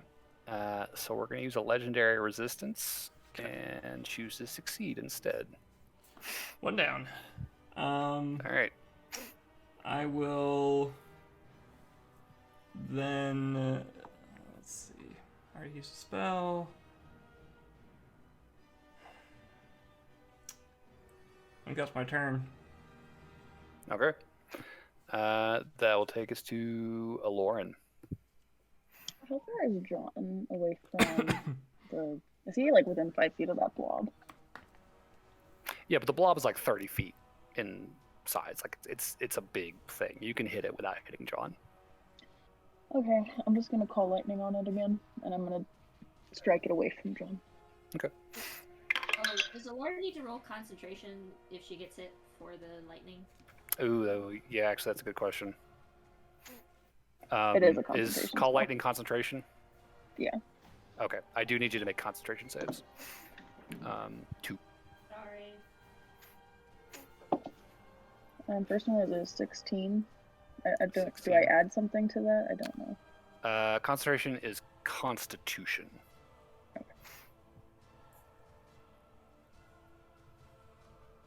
Don't you just need to beat a 10? So either 10 or half the damage dealt to you. So if the damage is greater than 20, and it was on one of them, So, but not by enough to actually increase DC. So yeah, it just has to be a 10. You're right. all right, call lightning's done. All right. Oh wait, is it 9 plus 2? Does that count? That's 11. That will succeed. Yeah. Oh, thank God. I'm really afraid I just wasted that 3rd level spell slot. One sec. You also still have Bardic So- Inspiration if you ever need it for a saving throw, by the way. Oh, Unless you've used it at yeah, some that's point. right. okay. So it rolled a 16. Does that succeed? Because it doesn't add anything else. I think it does, unfortunately. Alrighty. So he takes half damage from your call lightning. Is that the spell save DC? Yeah. Yeah. Yeah. Then yeah, he best. Okay. So 3, 4, 2. 3, 4, 2. So 9 total. So he would take 4. All right. The call lightning. I guess we'll say you're trying not to strike John. You're being careful. You maybe like shoot a little too wide, and just don't catch enough of the mass in the lightning bolt. You still have your action. Also, doesn't Cold Lightning hit things adjacent? It's like 5 feet adjacent. Oh. Would that count the new baby I'm teeth? pretty sure. Yeah, so you can use your action to call down lightning in this way again. So that was my action, I'm pretty sure. I think it's a bonus action to keep doing it. It says on each of your turns until the spell ends, you can use your action to call down lightning in this way okay. again. Well, then do you have a bonus action you want to use? Am I still invisible? Technically, yes. Because you did not attack or cast a spell. Then I'm just gonna stay invisible. Okay, do you want to move? Is that the big thing, like literally right next to me? Yeah, I mean, you guys were like, he jumped you and was just like wailing on your bear form before you shrank, and then Brynbor turned you invisible. So he's still right there. He's currently more focused on Hidkey, but he's right next to you. If the bonus action turned into a bear, would she be an invisible bear? Technically, yes. A bonus action, invisible bear. There is kind of like a lurching in the water as something displaces a large amount of liquid very quickly. This big ripple suddenly kind of washes over everyone's ankles nearby. But no one is any the wiser as to why. Who dropped a 2 in the water? It's a big 2. Burberry, it is your turn. Okay, my book is gonna head south and attack Boyo. Okay. Wait, this do I just 18. 18 will hit. Give me some damage. 2 whole damage. Oof. 2 radiant damage. Okay. Okay, and then I'm gonna guiding bolt at the tree, I guess. Okay, sure. Roll to hit. 15. 15 will hit. Cool. Need more d6. I always need more d6. Oh, that's a lot of 1s and 2s. Love to see it. 9 points of damage. Good damage. All right, so and it is now advantage to whoever attacks it next. Yep. Yep, cool. So the guiding bolt soars across the room, hits the big mass. That will take us to the baby teeth. And it's self-pluralizing. Yeah. So, John, the one in front of you, is going to unload some attacks. That's a nat 1, god damn it. That is going to hit. Hello, that is a 25. No, 26. So you're going to take...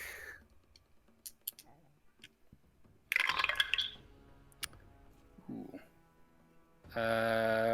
So 16 piercing damage and 4 psychic damage. So 12 in total to John. And then I need you to make a wisdom saving throw.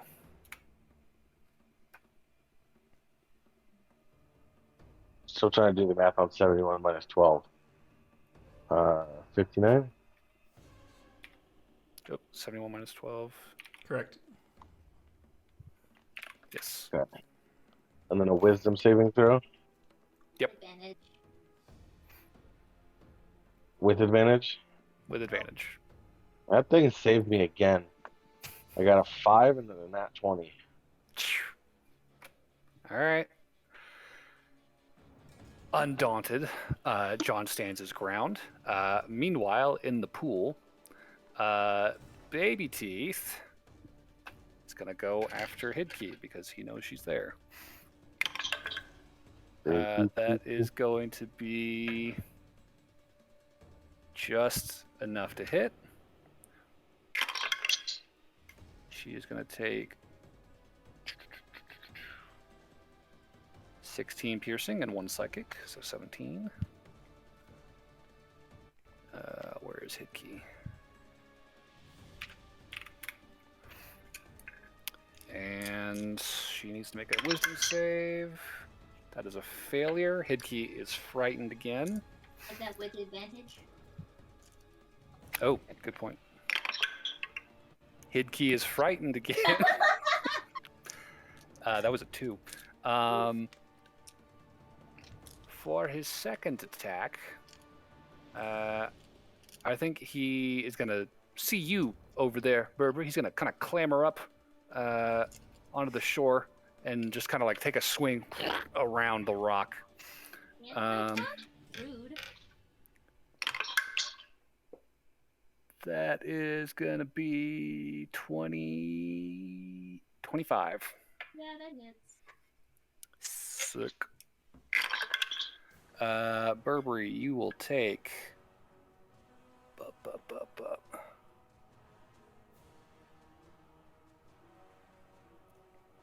15 piercing damage and 8 psychic damage. It's a big hit. Great. So That's a lot of 23 damage. Well, And I will need you to make a wisdom saving throw for me. I also have to roll to keep my concentration. Oh, concentrate. Yeah. Oh, okay. Concentration first. Thank God, I'm a warcaster. I'm fine. Damn it. All right. Go ahead and make your wisdom save.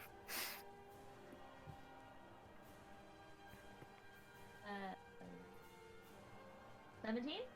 17 will save. Ho hum. Very well. Ooh, actually, I forgot to do this. Should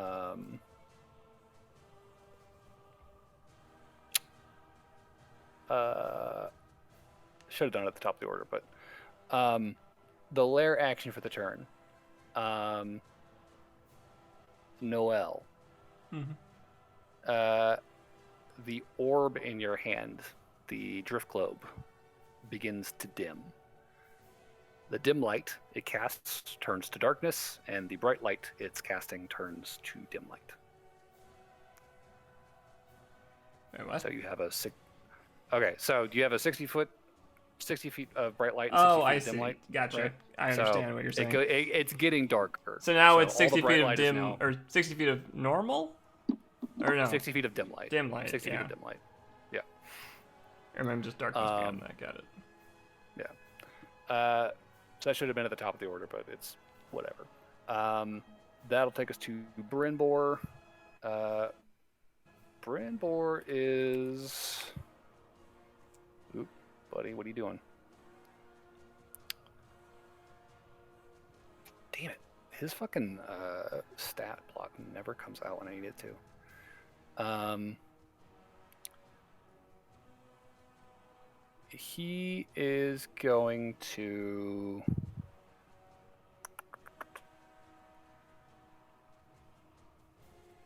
I think I'll just use the short bow, honestly. And just, he's going to take some shots at the thing next to you, John. That'll hit. And that'll land a little bit of damage. So that'll take us to legendary action. You never told me how much damage. Told you how much damage. No, what? Brynbor was attacking the monster. So you just said, Yeah, Brynbor was attacking the baby teeth next to you. oh, I thought you said he was attacking me. No. Brynbor is attacking the creature you're fighting. Okay. That creature, though, is going to use the legendary action to attack you, John. And that is going to be a 24 to hit. So, John, you are going to take 15 piercing and 6 psychic. So, 13 total.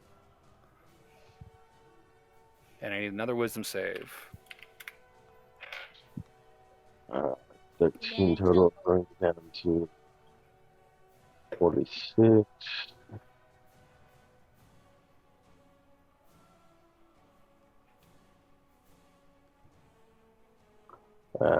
Wisdom save through.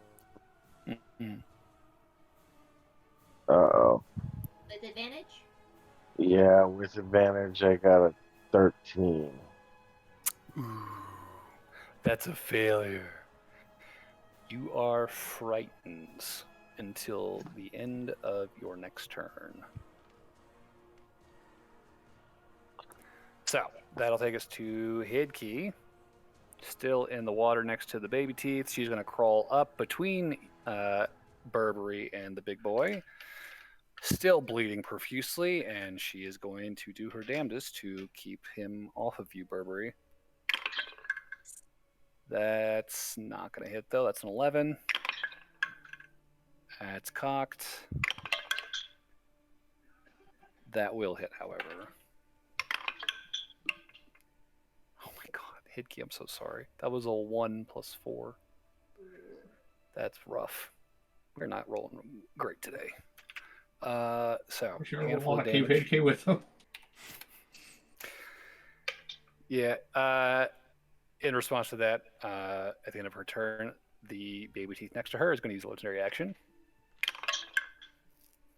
And that's going to be a hit. 13 plus 9. Yeah, so in response to that, he takes one big backhanded swing at Hidkey. She is just going to be lifted off the ground, slam into the rock next to you, Burberry, and then drop into the water unconscious. So Hidkey's down. And we are at the top of the order. It is Zemote's turn. It is going to take a peek out. And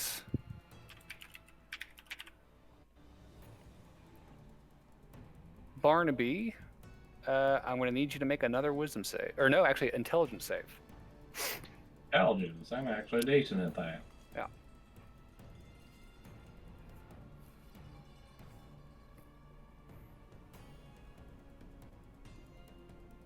Save and throw, you said? Yes. That is a 16. That just beats it. Ooh. 14 Again. plus 2. Behind you, you hear that. that clacking sound. You like whip your head around, but there's nothing there. And looking back around the mound, you can see that little eyeball kind of drifting, watching you. And seeing the spell had no effect, it continues to hide behind the large mound. That will take us to your turn.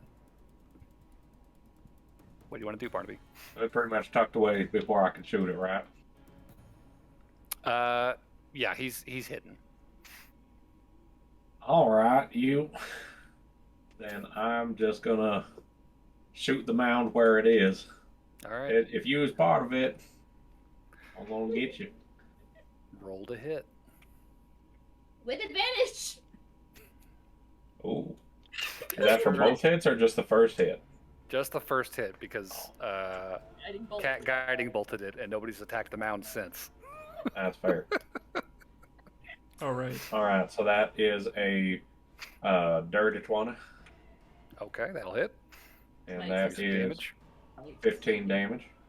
Okay, good damage, good damage. And the next hit is an 18 to hit, 9 plus 9. That'll hit. That is 11 damage. 11 damage.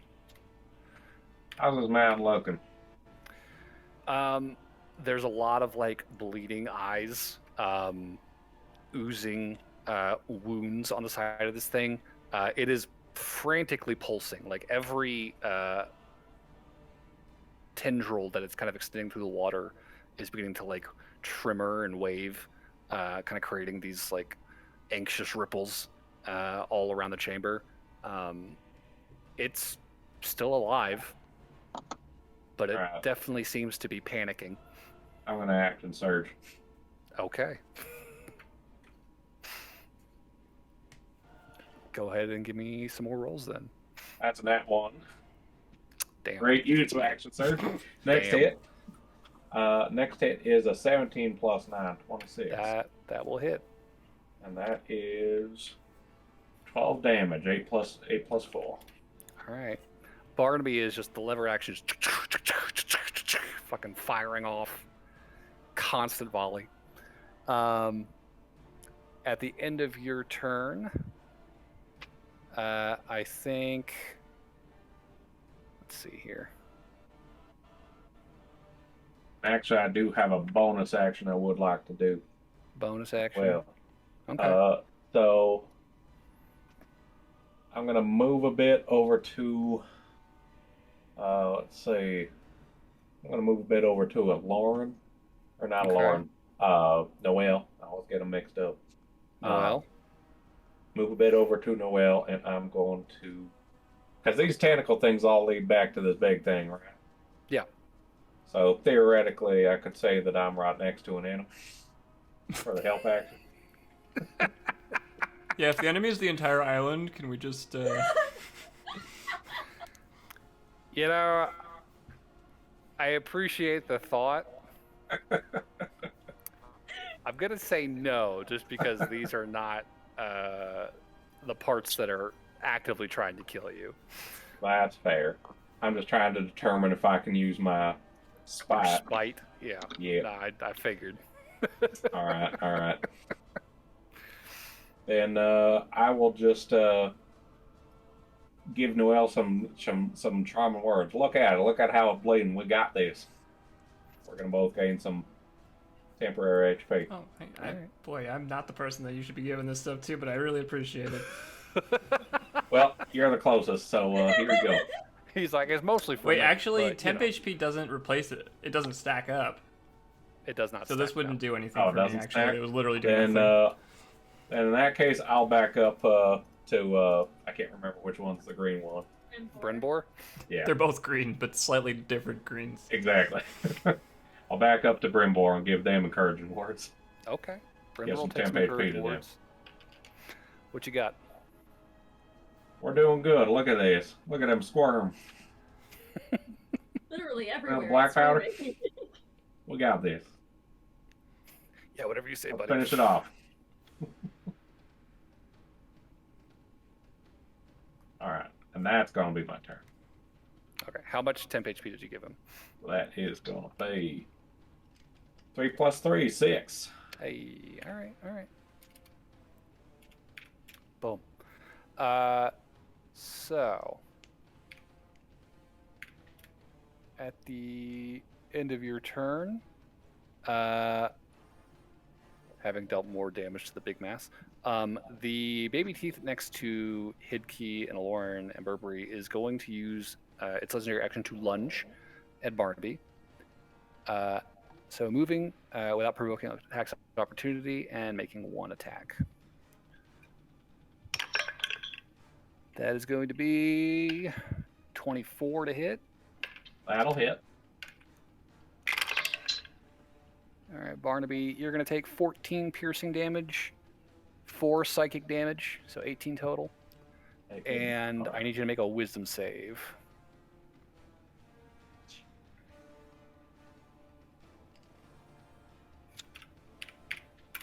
Wisdom save. Temporary HP's gone. Wisdom save. I got a... Advantage. Oh, thank goodness. That turned a 6 to a 17. I think we know who's getting MVP if we survive. Yep. Every eye in the chamber just looks at Burberry. All 300 of them. Oh, God. So that is the last of legendary actions. That will bring us to John. It is your turn. Okie dokie. Let's see here. He's right in front of me, right? Yeah. I'm gonna whack him in the nuts. All right. Right in the taint. Roll to hit. Let's see there. That would be a 24 to hit. 24 will hit. And it would be 11 damage. 11 damage. Slash again. Is John afraid of anything right now, or no? Oh, that's a good point, actually, John. You were frightened. Oh. So that should be a disadvantage. Oh. Can I negate that with my reckless attack? Okay, yeah, that's fair. Okay. So it's 20, 16 plus 7. It's over 20. That'll Yeah. hit. That is. Dang it, it's not much damage. It's 10 damage. 10 damage. Okay. Slowly picking him away. So cut. Just slashing at him. He is feverishly trying to push you away from this thing, but you are standing your ground. I'm gonna give him the little eye drag down FU thing. Yeah. Ooh. His eyes go wide. He looks pretty mad. That is gonna take us to Noel then. Okay. I'm gonna cast. Let's see. I think I'm gonna do a second level healing word on Hidkey. Okay. I don't really use my second level slots for much. And then. If you'd like, you can do it on John. I'm gonna go ham on Hidkey in a minute. Oh, okay. Well, yeah, I guess John, you're hurt, right? John's taking some licks. Yeah, I'm at 46 out of 71. Either way. I will. I don't want to be a dick. I promise I still got your back, John, but I am going to switch my move, actually. I'm going to do... I'm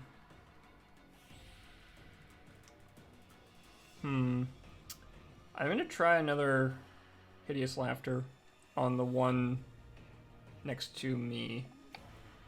Okay. So Wisdom save DC 16 again. Wisdom save. What would happen if you Hideous Laughter retreat? So it is exactly 16. Okay. Would you like to try the silvery silvery barbs? it? Well, no, because Okay. you have the fucking... No, I'm not going to use silvery barbs for this. Okay. You'll succeed. I'm gonna back Alright. up so that I'm like basically 50-50 split between the two baby teeths. Okay. You are just in range for an opportunity attack, so Yep. he's going to take one swing at you as you kind of pull away.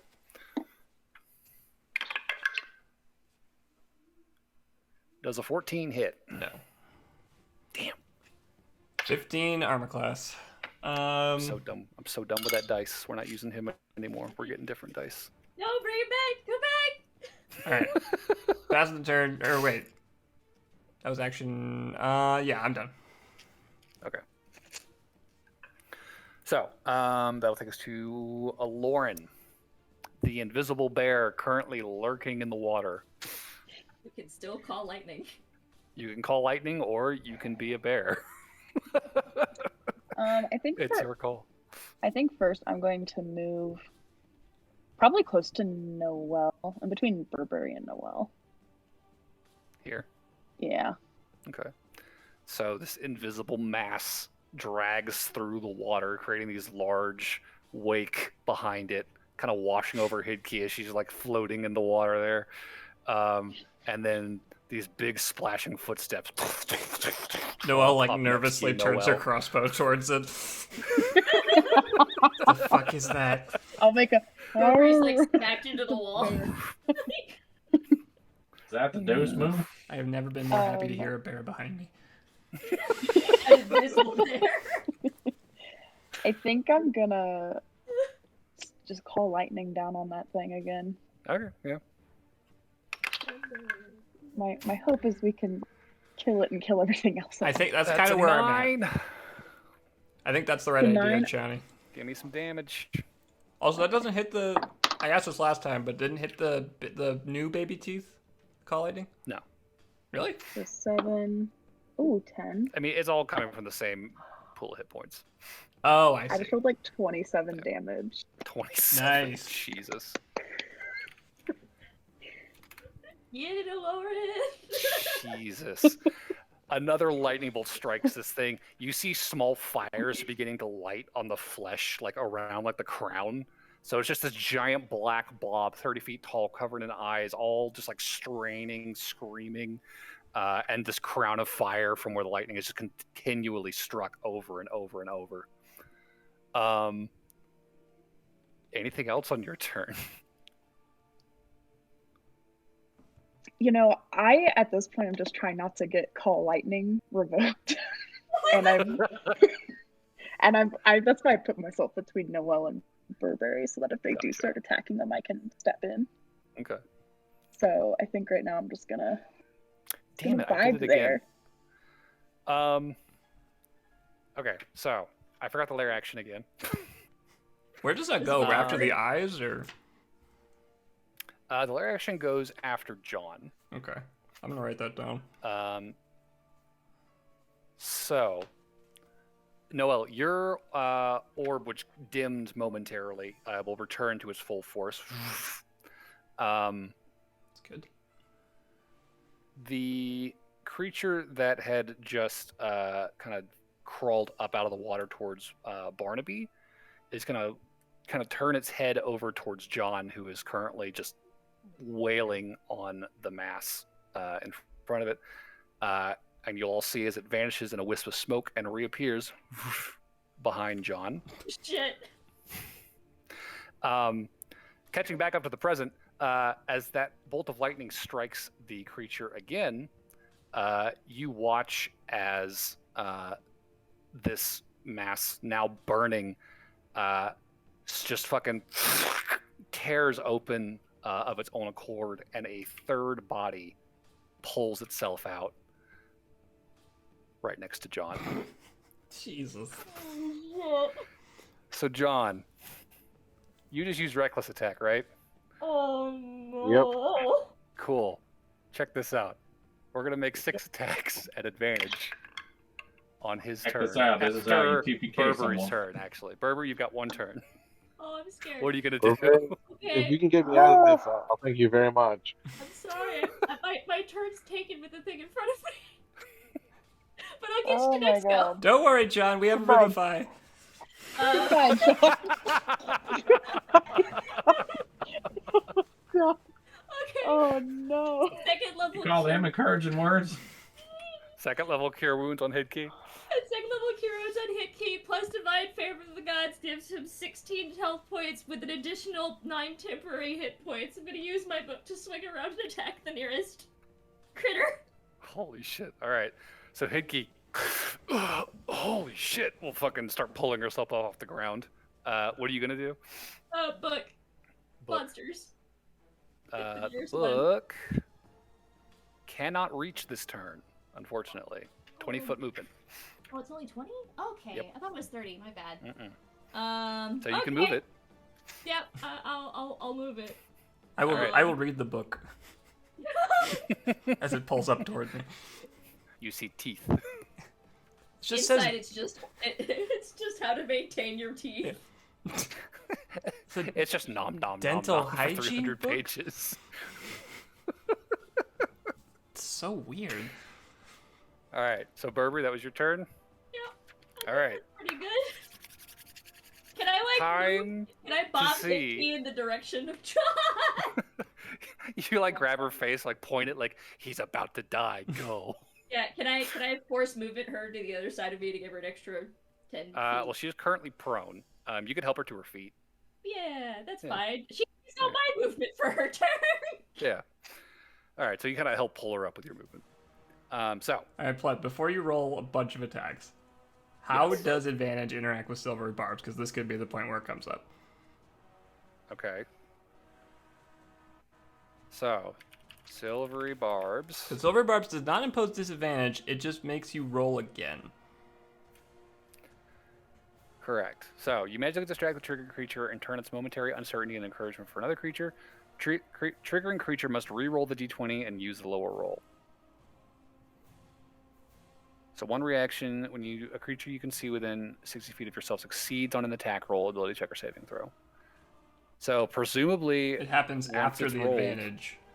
Yeah. Okay. Well, So I you're will. called I to will be use it. keeping an eye on their attacks. All right. So first attack. That is a 19 plus 9. And a 13 plus 9. So that'll be a hit. That's one hit. That's a 2 and a 17. 2 hits. If it helps, John, you also have advantage on death saving throws. 17. Nat 20. Okay, that'll be where I try and Okay. silvery barbs. That's All right.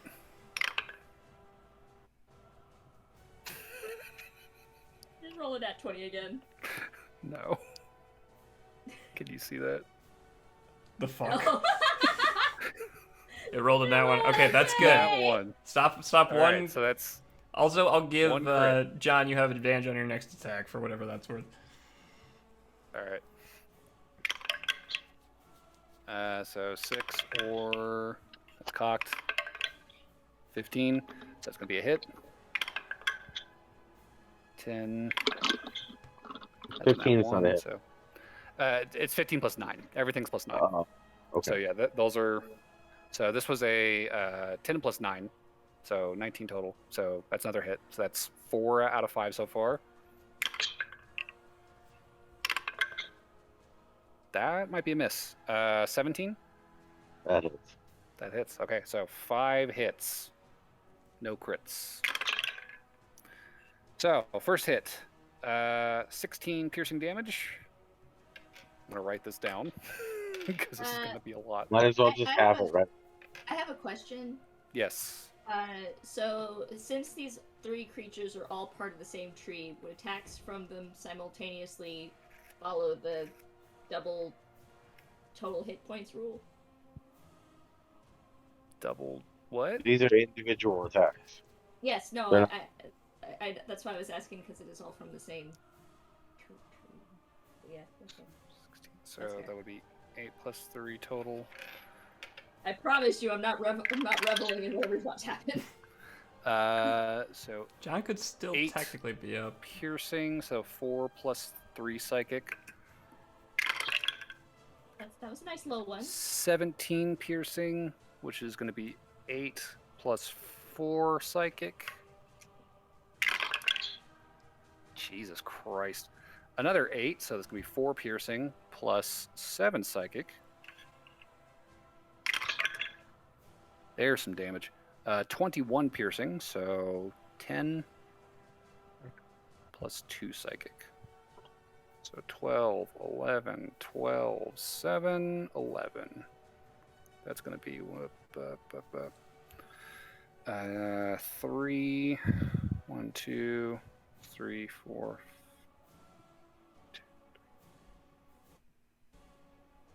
Okay. 53 damage in total to John. Okay, so this does come down to what Burberry asked. Is this all as one total amount of damage? These are individual attacks happening in sequence. Cool. Right. Okay, so I need to know the sequence of attacks then. So the first attack damage. would be 11 damage. Yeah, I gotta get a calculator out so I can calculate this as it happens. Okay. 11. 7. Okay. 12. Okay. 11. Okay. 12. Okay. So that final one triggers my relentless endurance. That was lucky. So we're relentless endurance.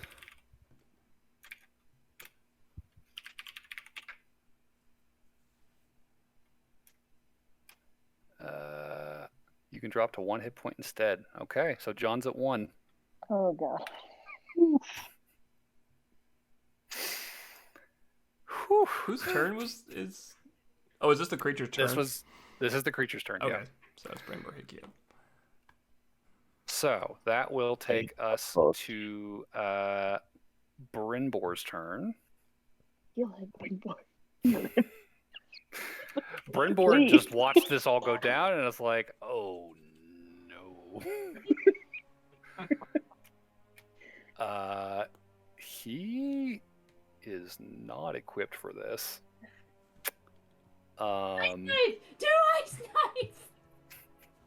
Oh god, no. Don't do what Lauren did. Oh god, buddy, what are you doing? What are you equipped for, Brynbor, exactly? Brynbor is gonna sounds. run past John, or he's gonna run up towards the creatures, and he is going to use taunt. Oh. Oh, Brynbor. The creature can hear the bar. The target's make a charisma save. I feel like it'd be better for him to just attack the bundle. Like, Attack the bundle! Attack the bundle! Brynbor cannot do enough damage in one turn to kill it. That doesn't matter! He can tell. So he is going to use taunt. It is going to fail, but he does have the creature's attention. And the creature is going to turn with his legendary action and lunge past Noel at Brynbor. Just duck. Oh, Brynbor. Oh no. Yeah, that's going to be a hit. Oh, and John, I need you to make 6 wisdom saves. Tell me if you ever roll below a 16. By the way. my god. Oh, Okay, God. hang on. But Plant, where Wait, would with you run advantage, to? right? With advantage, right? With advantage. With advantage. So 12 rolls, please. Jesus Christ. John, you just keep rolling dice for the next 20 minutes. As soon as you roll Okay. below a 16, stop. Don't worry about it anymore, because that means you're frightened. The first one's would be right. success. Brynbor is going to take 9 piercing and 8 Second one psychic, so is 17. Third one's a success. Fourth one failed. Okay, so John is technically frightened. Okay. Hidkey is going to just push past Burberry, bump into the invisible Aloran, and just stagger forward, axe at the ready to swing at one of these bodies surrounding John. Hold up. Did they attack somebody other than me? So he used the lunge legendary action. He can move without incurring any opportunity attacks Oh, okay. and make an attack. So he is out of your range at the time he makes the attack. Wait, but hang on. It doesn't my sentinel give me the attack not because he moved, but because he attacked someone else? If he was still in range, you could do that. He's not within range of it? No, he's like 20 feet away from you. Oh, it looks really close on the thing, so Yeah, he's oh, he's that far he's enough. that okay. I thought he Yeah. was the one that was standing next to me, not the dark green guy over there. No. So that one peeled off to go attack Brynbor, who taunted, right? Okay. And then Hidkey Got it. ran up to help, and she is Ah, now I see. squaring off with the baby teeth. So Gotcha. she is going to. God damn it, Hidkey. That's a 2. That might hit. I don't remember what her bonus is. It does hit. Just exactly. All right, cool. That's 11 damage. Which ain't nothing. Legendary action. The creature next to you, John, is going to attack Hidkey, who just attacked him. That is going to hit. That means I get to attack her, right? Now you could use Sentinel, yes.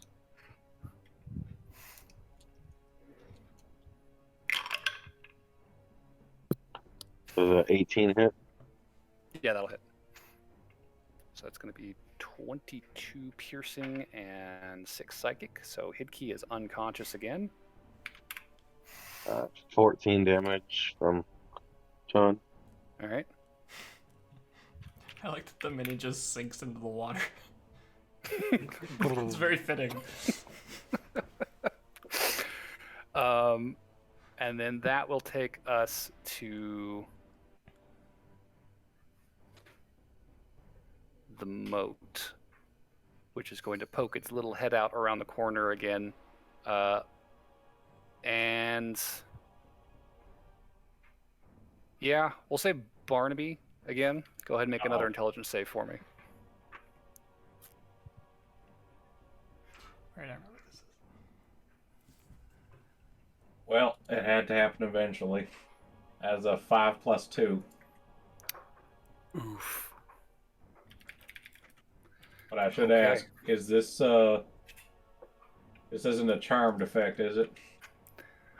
This is not a charm. Okay. Wait, did you do that with advantage again? This It's is intelligence. intelligence, so I don't get it. Right, sorry, my bad. You are feeble-minded. So Barnaby, at this point, the thing that you were afraid of this whole battle is confirmed. That fear. You feel something crawling over your boots, and you look down into the water, and you see crawling up your legs is just a horde of these big armored crabs. These round, gnarly shells as they're slowly pincing their way up and just pinching at you every time they get a step in. Happy. So you're Farmer going to just take... immediately starts to freak out. Oh no! No! Get it! Whoa! All right. So you're going to take 8 psychic damage. And yeah, Noelle, Burberry, Aloran, looking behind you as Barnaby suddenly starts to yell and panic. He is just kind of like waving his arms, like scraping at his clothes frantically. Not quite sure what his problem is. His crabs are I'm flaring trying up. to shake whatever I got off my legs. Like, get off! Get! Yep. Your crabs are flaring up? It's fine, Barnaby! It's just a dream! So that is the Mode of Fear's turn. Final legendary action. One of the 2 bodies up by John is going to attack John.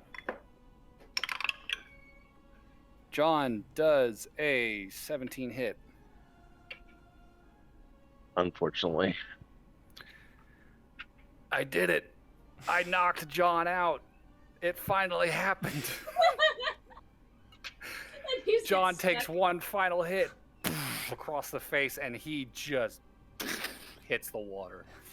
What is the It strange only tiredness? took the cheesiest fucking boss encounter I could come up with. Oh, we got there. So Barnaby, it is your turn, and you are currently covered in coconut crabs. Oh, What do you want to do? I hate this. I hate this. That's actually Get me terrifying. out of here. Get me out of here. I want to get them off me, burn them off me. All right, what do you want to do? I'm going to spend my turn trying to get these darn things off of me. Okay. I guess make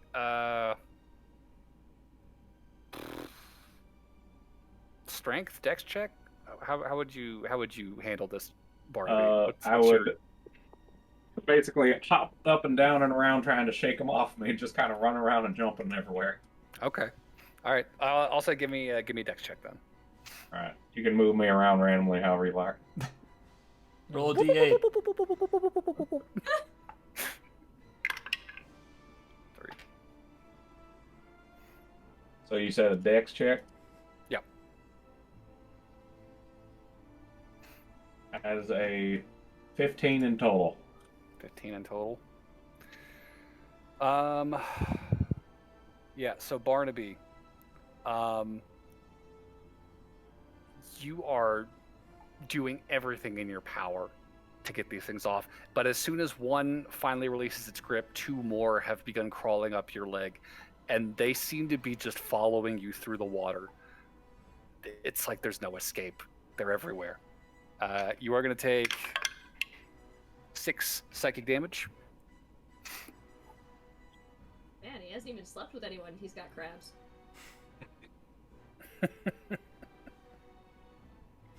Did that one night so yeah. stand. Anything That's else? probably going to be, I mean, if he shoots, it's probably going to be shooting the crabs, so might as well try that. Okay, yeah, sure. Oh, Shooting randomly at the water.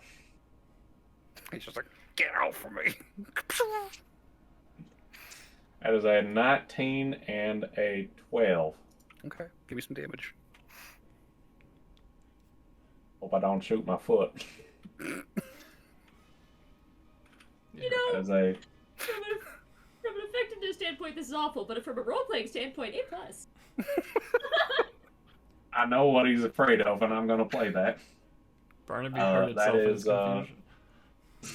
9 damage for the first hit and 6 for the second.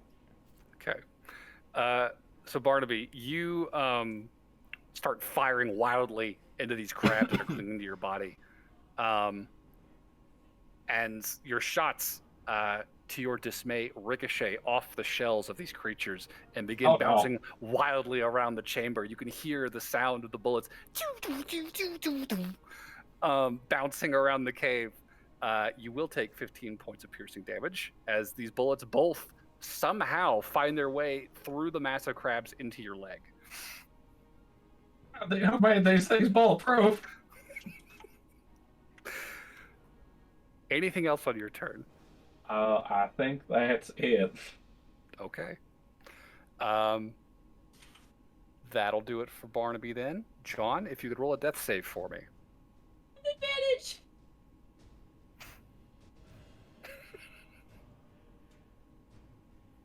Sorry, this is the first time I've done it in a while. I forget what I'm supposed to do. Just roll a d10, or d20, excuse me, with advantage.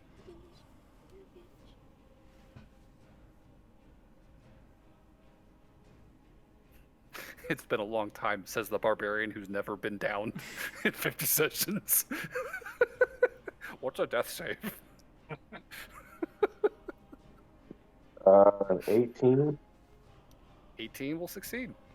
So that is one success. John remains unconscious, dying in the water. Noelle, it is your turn. Well, I feel like I should probably get John back up. I would love to get Hidkey back up. You don't want to help your poor buddy Barnaby, who's having a panic attack back here? Well, it's about priority split.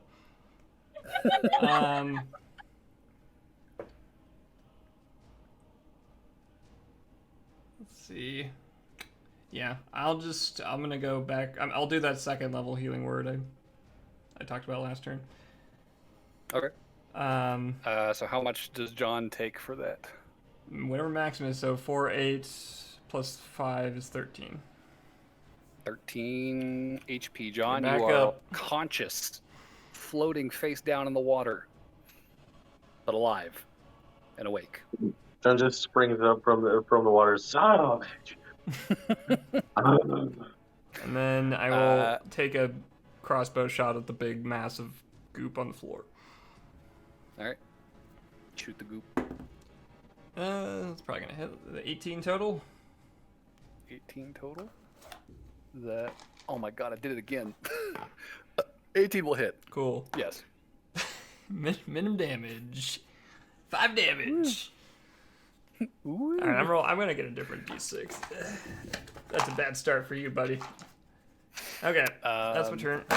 Cool. And again, I forgot to do it because it happens after John. Oh shit, I forgot. Layer action.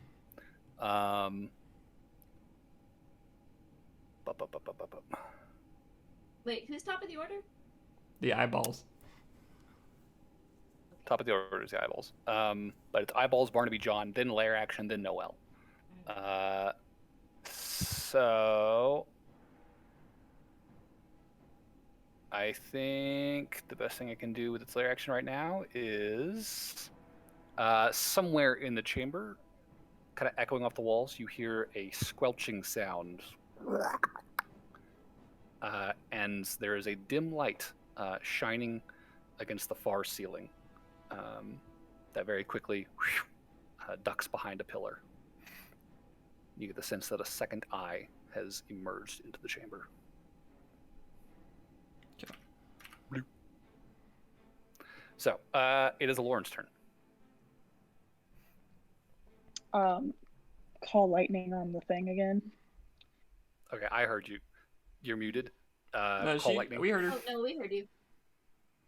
Yep. Yeah. We heard her call lightning. It was a You're not 1-800 coming number. through. Oh, everyone's muted. What the fuck? Oh, Put's Well, Discord why'd is you do freaking out. that? That's what's going on. Oh, I got my deafened. I got deafened. I'm sorry. I saw Kat talking. I was like, wait a second. Okay. So deck save. That is a success. That's an 18. Okay. So go ahead and give me some damage. A 1, a 1, Oof. and a 6. Oof. So 8 total. Halved becomes 4. Okay. So a lightning bolt strikes the top of this thing. It doesn't seem to be much more on fire than it already was, but it still seems to be panicking. Anything else on your turn before we do Burberry? All right, Burberry, it is your turn. Should John be flipped right side up? He is conscious, but he's still prone. Okay. Alright. The book will move towards the thing and bite it. Bite the burning bush book. Bite the burning bush. Should also note Hidkey is still unconscious as well. I know, that's why the book's doing it, not me. Gotcha. So the book can easily get within reach of the mound. 18? 18 will hit. 8 damage. 8? Mm-hmm. How do you want to do this, Burberry? I feel like the book bites it and you hear a noise and like all of the lights fade like towards the book. Oh, like it's like pulling all the like flesh and eyes off at once. Yeah. Okay, cool. The book just like clamps down and begins to pull and pull and pull, and you watch as the eyes with each tug are stretched further and further and further towards the book. The fire is starting to like peel with it, and before long, the book has managed to tear this huge chunk of this fungal mass basically in two. And you watch as the 3 hulking bodies of this creature begin to contort and writhe and contract this.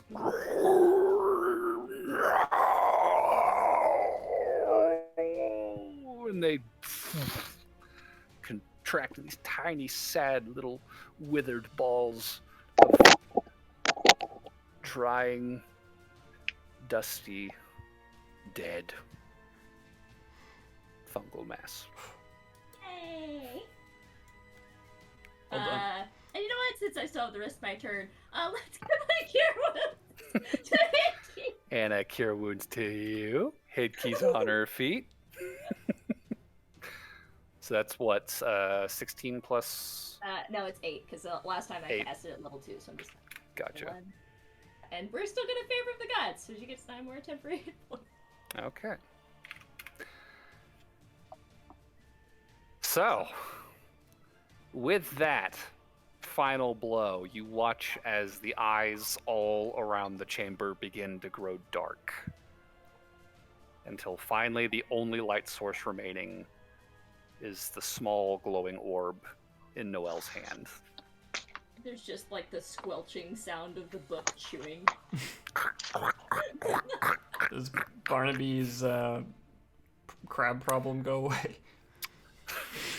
Yeah, Barnaby, as this is all happening, you watch as the crabs suddenly stop on your legs, look up at you, and then dissolve into a silvery mist. I just start stomping around it on the water. Kill him, kill him, kill him, kill him, kill him.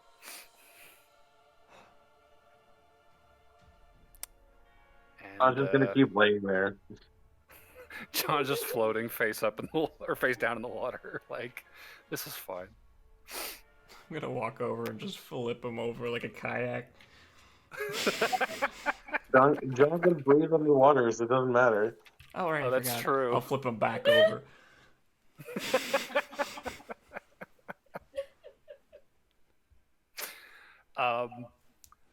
As you guys are regrouping, you can see, much like before, the corpses of these bodies, as well as the large mass in the center of the room, are beginning to turn that same kind of dried, desiccated gray color as the one creature that you killed out in the forest. And you see that color beginning to spread from that center mass out into the tendrils that are spreading across the floor and up the walls. That thing's not load-bearing, is it? I look up. Is the There ceiling are- made entirely of fungal roots? Kind of holding the drift globe aloft. Doesn't look like it. It seems to be like kind of just cascading webbing across the walls, but there are stone columns holding the ceiling up. Okay. And the ceiling is a pretty large, like rough dome shape, so it is pretty stable looking. You don't feel any shaking in the ground anymore. Well, It's completely believe quiet. So is this? So did this look like it was a man-made structure before this thing came here? This looks like a natural cavern. I will say, as the roots begin to sort of dry and contract, you do see that there are sort of like these small boreholes in the stone wall where these tendrils seem to have sort of kind of tunneled out into the surrounding earth.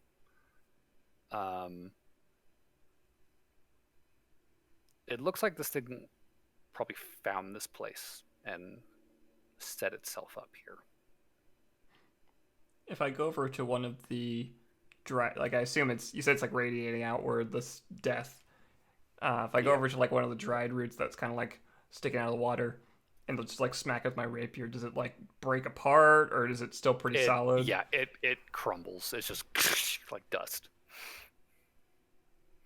Lauren's gonna morph back into herself and go, "Holy fucking shitballs, we did it! We fucking did it!" Who said She's that? just gonna start running around and just. Oh, right. Brendan will snap his fingers, then you'll come back to the fucking vision. I'm just gonna start hopping on people, except for Burberry. I will lightly clasp John just You lifts just his. like so you'll hug Burberry and you feel like arms wrap around your leg. John just lifts his hand with like a thumbs up, but doesn't move anywhere else. Where he's just floating. It's like, yeah, okay. Harvey's still scared as shit.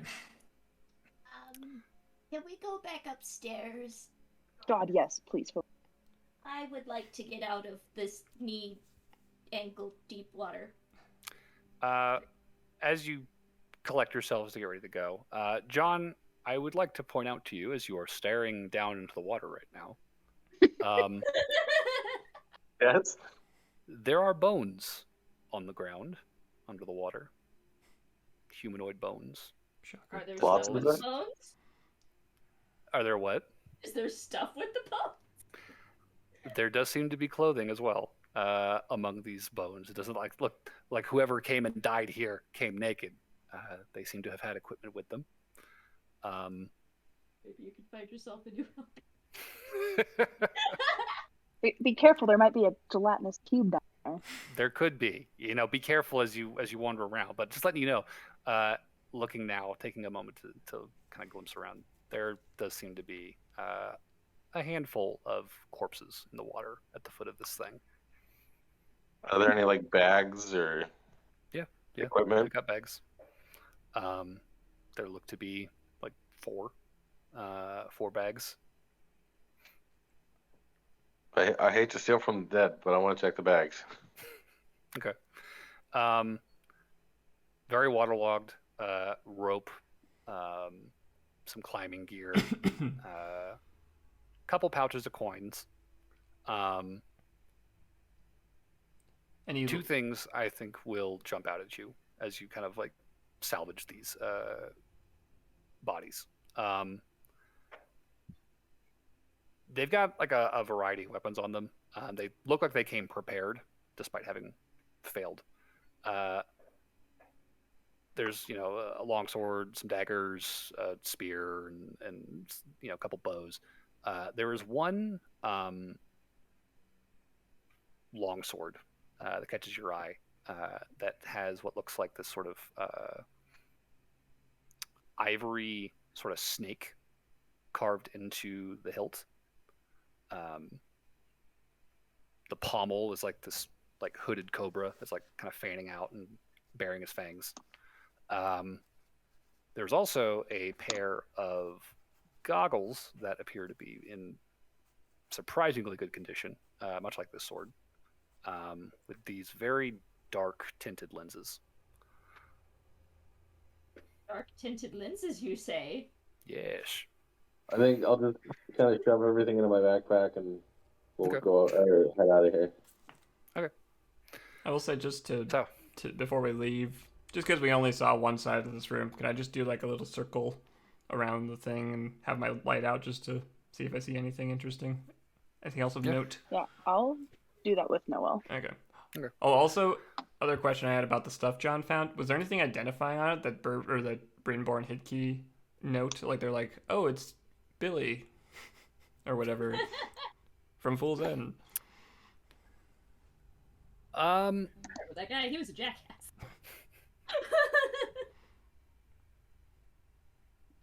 I think when they see the sword,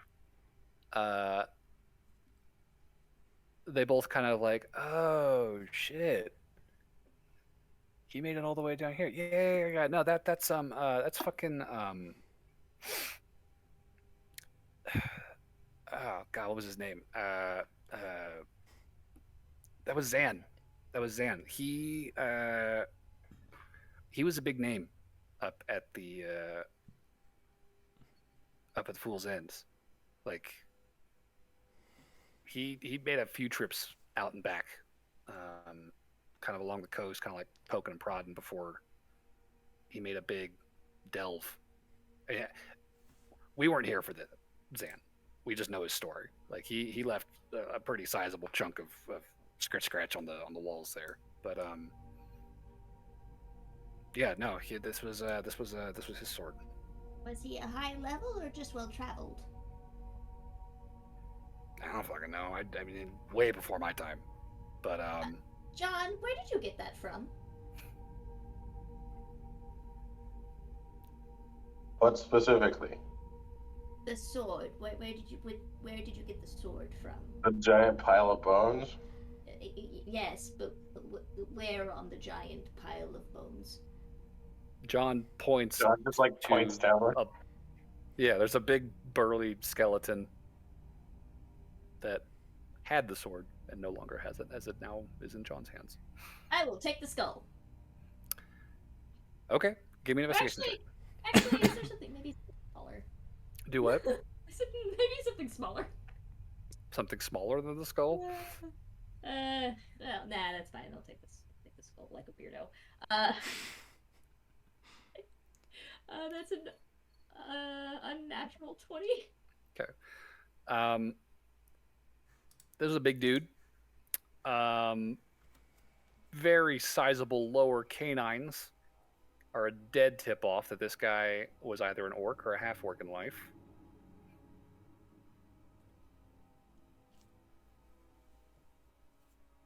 Oh, carry on. I'm just gonna.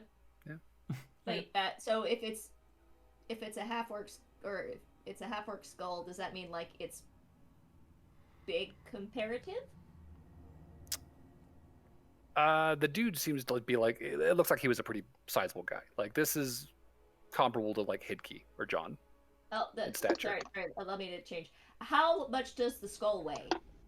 Oh, probably like 12, 13 pounds. Does this skeleton still have its clavicle? They look like they're broken, but yeah, they're there. I will try and find an unbroken bone. Okay. Preferably a clavicle or a rib. What are you doing, Burberry? There are plenty of bones around. Just sifting through bones for 20 minutes. Anyways, Aloran, Noel looking around. Yeah, we're just gonna do one more sweep. Okay. Did either of you roll perception? Oh, sorry. No. Yep. 19 plus. 19 plus 9. Okay. Way higher than me. Unnatural 20. Okay. As you guys kind of walk a circle around this chamber, kind of peering into the water, you do see bodies in various places. Some alone, some in small groups of 3 or 4. It looks as though there were a number of adventurers and their parties who eventually made their way down here somehow, or maybe they were just killed and brought down here. In either case, there's a few dozen in total that you find. Most of them pretty well armed. There's a handful that appear to you to be civilians of some kinds. No equipment to speak of. Just mulched, broken skeletons. Those are always singular when you find them.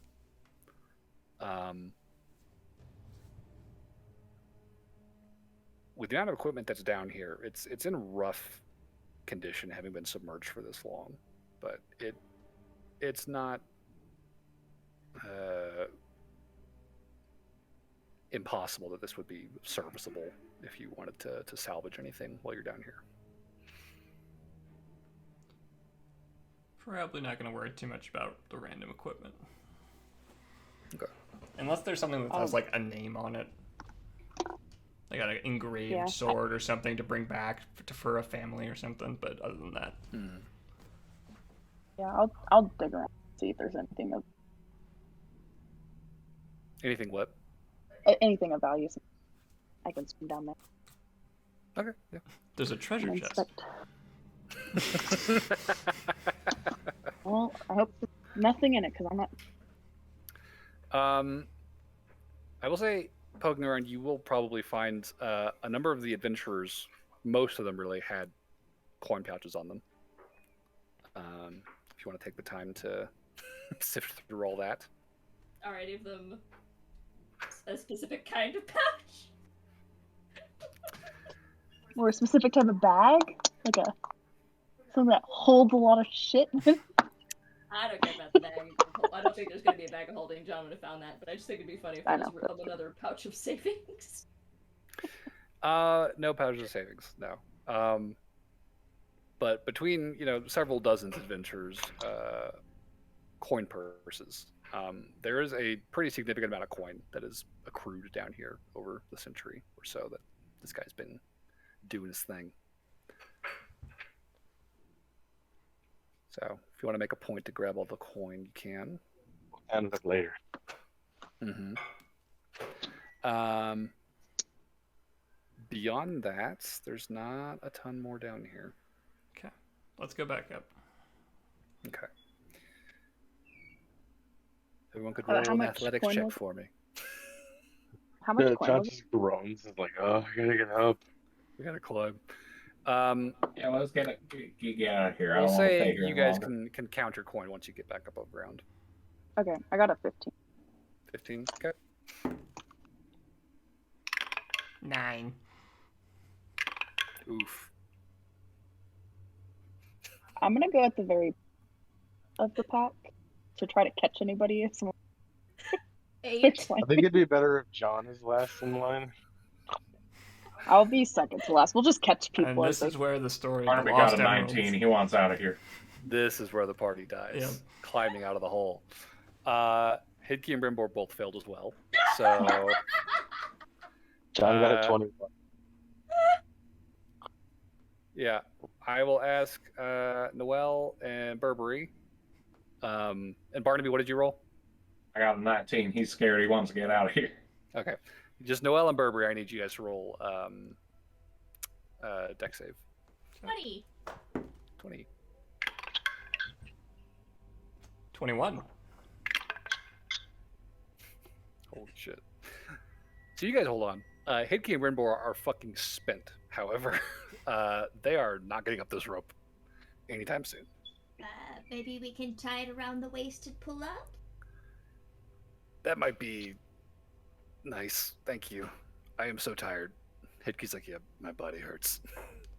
That's gonna take a She's while. just, but we can she's do just that. covered in these fucking, just all these gash wounds from this creature. I love how Okay, John is the one that went down. John is He's also looking fucking horrible. John's like, I don't want to move right now. Mm-hmm. Can I cast Healing Spirit and just provided him? Healing spirit. Yeah. What's it look like this time? Something cute. I want to be an asshole, but I'm too soon. It looks like baby teeth. It looks like a mini baby teeth. Ugh. But he's Actually, here to help. it's just teeths on you to give you the health points. Can I cast Healing Spirit? Yeah, so that would be 1d6 per 1 plus your spellcasting modifier, so 4 times. So 4d6 you can disperse. You said 46, I can? 4 d6s. Oh, okay. That would be very impressive. Yeah, so Yeah, I was like, oh, what? who do you want to give those to? John. Okay. 2 to John, 2 to Hitkey. Oh, and this is still full healing because of Beacon of Hope, right? Beacon of Hope lasts for a minute. Oh, so no. All right, so 2d6 to John, 1 to Brimber, 1 to Hidkey. Yeah. Well, 2 to those 3, because I think they're the ones that took the most damage. Well, you have 4 to give out. Oh, I thought you said 4 d6s. okay. 2 to John and then 1 to Hickey, 1 to Brian. Okay, yeah. So 6 for Brinbor, and then Hidkey got a 3. How much should I get? 2d6. 2 d6s. And I can cast it again. I got almost You want- max. I got 11. Yeah, I'll cast it twice. I'll just healing as well. Same division, so 2 more d6 and Uh, Yeah. you don't have to give me 2. You can give me just 1. Okay, I'll give 1 to John, 2 to Hickey, 1 to... Okay. Brynborg will get a 3. Hickey, god damn. Hickey got 7. Okay. Back up to 29. I will do extra healing whenever we get to the top, because I would like to cast prayer of healing, but I don't want to do it in the water. We also can maybe take a short rest once we get up there. Yeah. Also true. Let me get one more athletics check from the core party, since you guys are going to try and hoist Brynborg and Hidkey up. John got a 19. 19? Okay. 11. 11? Oh, wait. Oof. No, lower. Wait, what are we rolling? Another athletics check. Oh, okay. 6. 6. 19 plus 4. Okay. So, Do you want to sit down? No, I'm good. Let's go. Let's go. Let's keep going. you can ride with us up, I think, if you want to just. No, I could make it. She's like sliding. Yeah, down just the like rope. sliding down the wet rope. Just like land on my butt in the water. I think John and Lauren are probably going to make it up. Barney, what did you roll in the second one? A 17. So yeah, so John, Lauren, and Barnaby are able to make it to the top without issue. Burberry, what was your roll this time? 18. 16? 18. 18. Okay, I think you would make it as well. So the 4 of you getting up to the top. Just don't look at my skirts. Would probably need to take some time to help haul Hidkey, Noel, and Brynborg up with you. It will be a process and physically taxing after that battle you just had, but over the course of the next 20 minutes or so, you can slowly ferry the 3 of them up the chasm and back into the initial chamber where you took your long rest the night before. Sitting down, you can commence with a short rest if you like, cast whatever spells you want, count your coin, Lauren. I very much like a short rest. Yeah. Yeah, I think that's fair. Before we break, I'll say a Lauren. Between the dozens of adventurers and their coin pouches that you all collected, there was a pretty hefty amount of coin in your possession at this point. You are currently sitting on a stockpile of 800 copper pieces.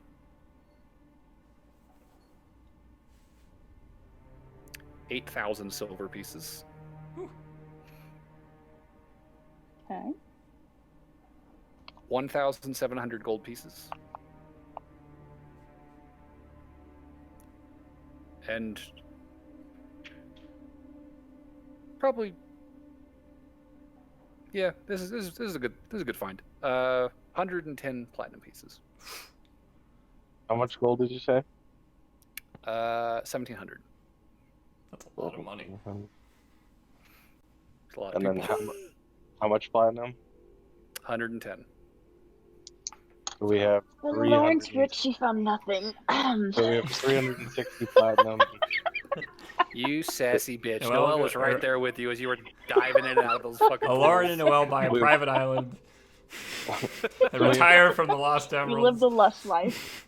So we have 360.8 platinum, That's one way to divide it up. or 360 platinum and 8 gold. Wait, how much gold is all? We have I 2,500. just posted it in the chat. So I feel like we should give some Hickey and Oh yeah. They work very hard. Born. Oh wait, no, Like- that's While people are mathing, I would like to go ahead and cast Prayer of Healing for Sure, the next yeah. 10 minutes, so everybody gets an extra plus 12 to their hit points. Thank you. Or no, wait, sorry, up to 6 creatures, so I don't need it. We'll do Barnaby, myself, John. Noelle, did you take any damage? I don't need it if you don't have to. Oh, I have one spare, I think. So I'm asking. I mean, yeah, I took like 13 hit points off my max. Okay. Then our two friends, Brendos and Noelle. Okay. And then also I would like to do the thing where I can switch out I would like to channel divinity to get identify in my prepared spell list. Okay. And John, would you like me to look at the things you picked up? Yes, please. And I'll cast those as ritual. How much do we get off the prayer of healing? 12. 12, thank you. Was that for everybody? Rough.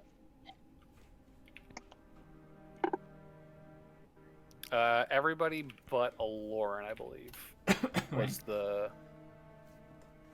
call. Okay, so I'm back up to 41. 41. Above half. And then I just posted the conversion to gold and the... Thank you. We appreciate you. Are we splitting it with the two NPCs as well? I feel we probably should. Okay. I just wanted to make sure. Yeah, I don't think it would be like, yeah, they're NPCs, but in reality, they helped us kill this thing. They deserve. Sure, they're less real. Well, and plus, like the amount of times That's that our Port, loot. This the is the amount of- part where the party turns on them and I was cements not themselves as arguing chaotic for- neutral. I was not arguing for or against. I was just asking know. if we are. I wasn't accusing Yeah, you. no, I feel like with the amount of times that Hitkey went down, she should use it for like therapy. Or armor. Yeah, right. So Same if with I was Brynbor, honestly. 15 gold- Hitkey's wearing chainmail. She's got armor. It's just fucking beat to shit at this point. So yeah, we'll deal it out to them as well. I'll give everybody a portion. Okay, so that's how much per 515 per person? I literally have almost 1,500 gold. Wow. You are much more rich than I am. Same. Oh, it's because you bought the tattoos, remember? Oh, yeah. You said 515 per person? Yep. Alright. Burberry. Over the course of this identify spell, this ritual, you would learn that these two items are a pair of goggles of night and a serpent's fang longsword. What do the goggles of night do? While you are wearing them, you have dark vision. Who doesn't Noah. have dark vision? Noah? Somebody thought it was a good idea to bring these down to fight the creature in the dark, and then they died. They did have a No, good idea. who in our party doesn't have dark vision? Noah. Just Give the guy me. house Noel. The sword, you come to realize, is in fact, it's not ivory per se, but it is the scrimshawed fang of what must have been an absolutely massive serpent at some point. It's a good 3 feet long, 3.5 nearly. The weapon I deals an do not extra think 1d10 that's poison damage when it hits. Does anybody want it, or are we selling it? What kind of sword is it? It is a longsword. Unfortunately, I believe that sword is too big for me. I wouldn't know how to use I'm something about like that. to. Wait, how much damage does it do? An extra 1d10 poison. That's What's really the good. normal damage? That is really good. What's the normal damage? 1d8 or 1d10 if you two-hand it. That is really good. Whew. Does that mean that it's a finesse weapon? No, it's a longsword. It's versatile. Versatile. Keep it, That. keep it. Well, because I was about to switch to a rapier and a shield, I mean, if But I it's don't. versatile, you can use it with a shield. That's I true. know. I'm just trying to remember why I was going with a rapier. Because I can't remember if I was going for a rapier because of finesse or because it was the best damage. A rapier With does a like, D8. This yeah, is the I same meant as a with a rapier. shield. Yeah, this just does slashing instead of piercing. I mean, I'll hold on to it. That way, when I figure out why I was going for the rapier, I can determine if I want to use it or not. I don't remember what I wanted that for. I have a but when I hunch that figure this it is out- going to be better than the rapier, but we'll figure out. Yeah. I just don't know if I needed the finesse for some reason. I don't remember. Oh, I think I remember. Does the sneak damage require finesse? Sneak attack? Oh, sneak attack? Yeah. No, Yes. it does. Okay. Because I was thinking about taking a couple levels of rogue to get sneak attack, and if I have a rapier, then I finesse, then I can do sneak attack damage. That was why. So, sneak attack lets you deal extra damage when you hit a creature with an attack. If you have advantage, the attack must use a finesse or ranged weapon. Yeah, that was why I was doing it. So Okay. I'd say go ahead and use this one for now, just because it's Yeah, probably going to be until- rough for you enough levels for that. That's a good idea. So I can use this for now with my shield until I take my couple levels in rogue. Yeah, Okay. like and it would work in character too, because you're kind of working on your sword technique until you can get finesse. Okay, so I'll hold on to that then. Question for DM. Yes. Given that Noelle very specifically was mapping out our path as we were down here, do we have a pretty good understanding of our route back out, or are we going to need to be searching around again? In the interest of time and in accounting for the fact that you did, specify, like, you guys were mapping and kind of marking your passage, it's not going to be a big endeavor. Okay. Given that I've still got the spell slots, I would probably cast setting before we go. Can you send me the information on the weapon, Clint? Yeah. Thank you. Who are you sending sending to? Commodore Sidon, probably.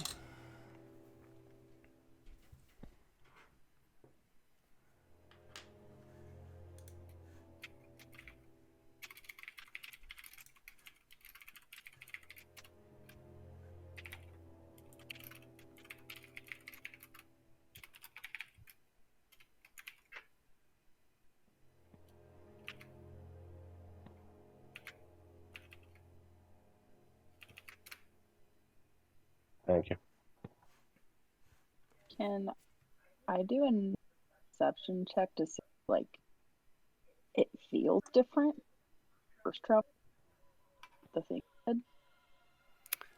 If what feels different? Well, we knew like we were in the shadow realm, had that feeling that we. Mm-hmm. Is that feeling still there?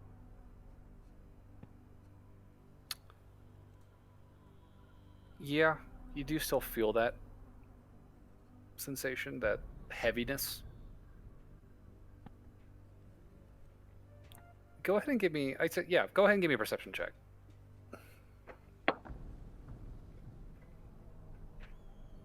Good sort of. 9. Sorry. 17 plus what? 9. 9. Oof. It does feel a little different. It might just be like the adrenaline of the battle wearing off. It might be the knowledge that you killed this thing. But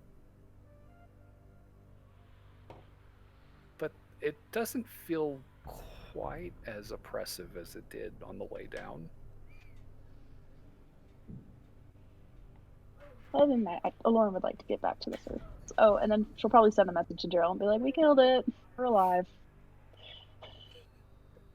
We're gonna go meet back up with Gideon." Baby Teeth is dead. You called it baby teeth? Holy shit. Yeah. Yeah, good to hear. Thank God. Glad to hear you're safe. Yeah, we got a lot to talk about when I see you again. Damn. Good job. So, as you guys finish recouping, counting, casting everything, begin making your way up, casting Sending to Sidon. Yep. Just gonna say, I think we did it. No casualties. Are things different out there? Has anything changed? We expect to return to the cage in about... How long would that take? A couple hours. In just a couple hours, probably. Sidon's response.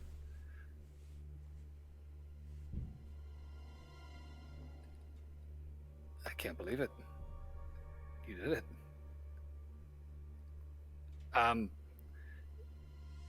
There was an attack last night. We have a few injuries, but thankfully no casualties here either. Thanks to Gideon. We'll be ready for you when you return. Nothing immediately catches my eye out here. See if that changes. Okay. And off we go. All right. So, as you begin your trek, if you guys want to take a break here, we can. I know we're kind of close to the end of things here. I feel like we might as well just fucking... Might as well just run it to the... Oh, that's right, because it's almost midnight there. Yeah. I'm looking at it, it's like 10:30. We've got an hour and a half left. It's like, no, we're almost done. We got like 20 to 40 minutes left in here. Yeah. So, over the next couple of hours, you guys drag your beaten but victorious asses through the caves back to the well chamber. And when you get in here, this large cavern beneath the well, where once there had been that kind of crisscrossing black webbing of mycelia all over the walls, all you see now is just this sort of cloud of gray dust just kind of slowly settling on the ground like ash or snow as this stuff begins to flake and fall to the ground. And standing in front of you is the iron gibbet, right where you left it. All right, let's get on in. Pull the chain twice. And I'm like, Brimborg, watch your tail. Hey, don't need to ask me twice. All right. You guys pile into the cage, climb on top, give a shout. You hear a...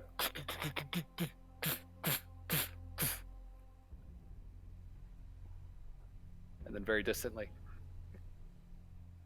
if you guys could maybe come up a few at a time, but it's a lot to lift. Are you saying we're fat? And then Alorn will step out of the cage. There are 7 of you down there. You'll hear Gideon That's- call down. I'll also step That's out. hurtful. Thank John's you. gonna go up first so he can assist with pulling the rest of them up. That's fair.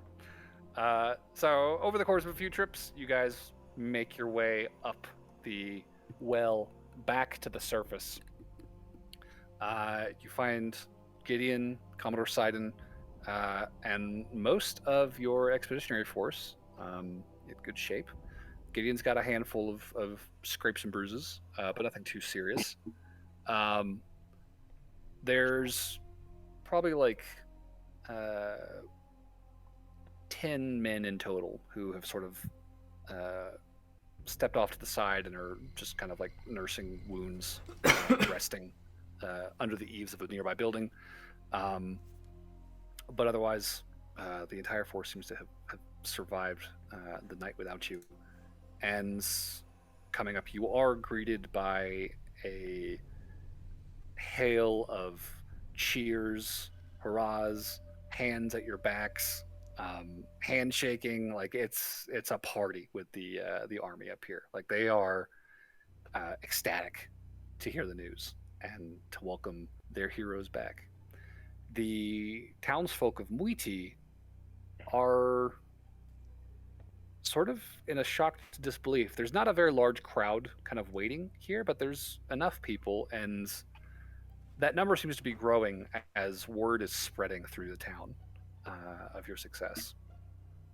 And within the next hour or so, you've probably all assembled, kind of collected yourselves, and the bulk of the town has been gathered by your biggest supporters. What was her name? Angra, among them. The old lady? Valra, excuse me. Yeah, Valra. Yeah. And they all sort of assemble before you as they had the night before. Just this kind of like dumbfounded, shocked expression on all their faces. You actually did it. We think so. Just out of curiosity, was there any sign of the like fungal growth up here near the town that we could see? Like, is there any signs of the dust that give like me yeah. perception check. Can Lauren check with the trees and see if it's gone? Not until I launch. We're pretty tired. John just takes out a sleeping bag and just like hops in. Perception, that's a 16 total. 16 total. Okay. Looking around, it does not look super different from the way you left things up here. The sky's still very heavily overcast, very dark. Although the morning light is growing slowly through the cloud cover.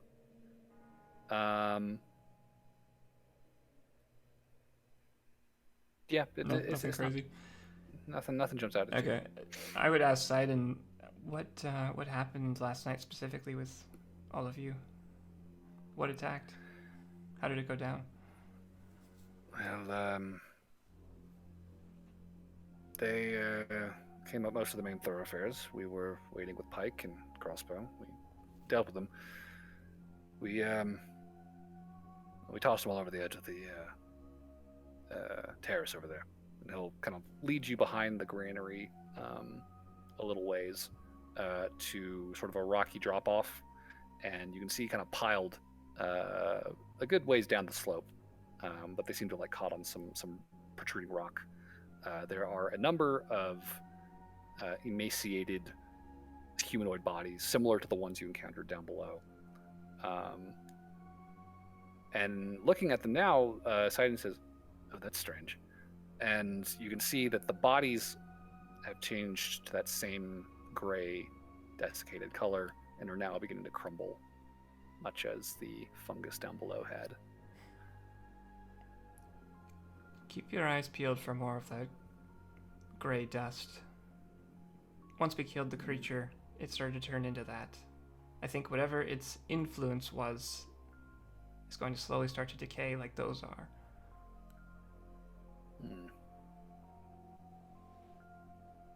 Interesting. Well, I have not seen anything like that yet today, but the day is young. Is it? What time is it?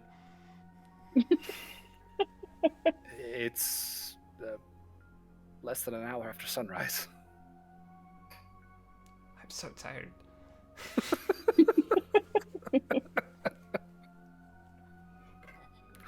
Would it be bad if we took a nap before we left? We sleep in a carriage. Our sleep schedule is gonna be so fucked if we go to bed now. That's true. What's the sleep Here. schedule? I mean, technically, can't necessarily take a long rest back to back. It has only been like 2.5 hours, maybe 3 since you guys woke up. You guys want to take another short rest? You're welcome to. Did we take a first short I'd rest? say then I assume you took a short rest when you got out of the hole. We did, because I did the identifying and all that stuff. What I really what I'm really gunning for is a long rest, but like I don't want to hold everybody up. But I imagine aren't they also tired because they spent all night guarding the village? I mean, we kept watches.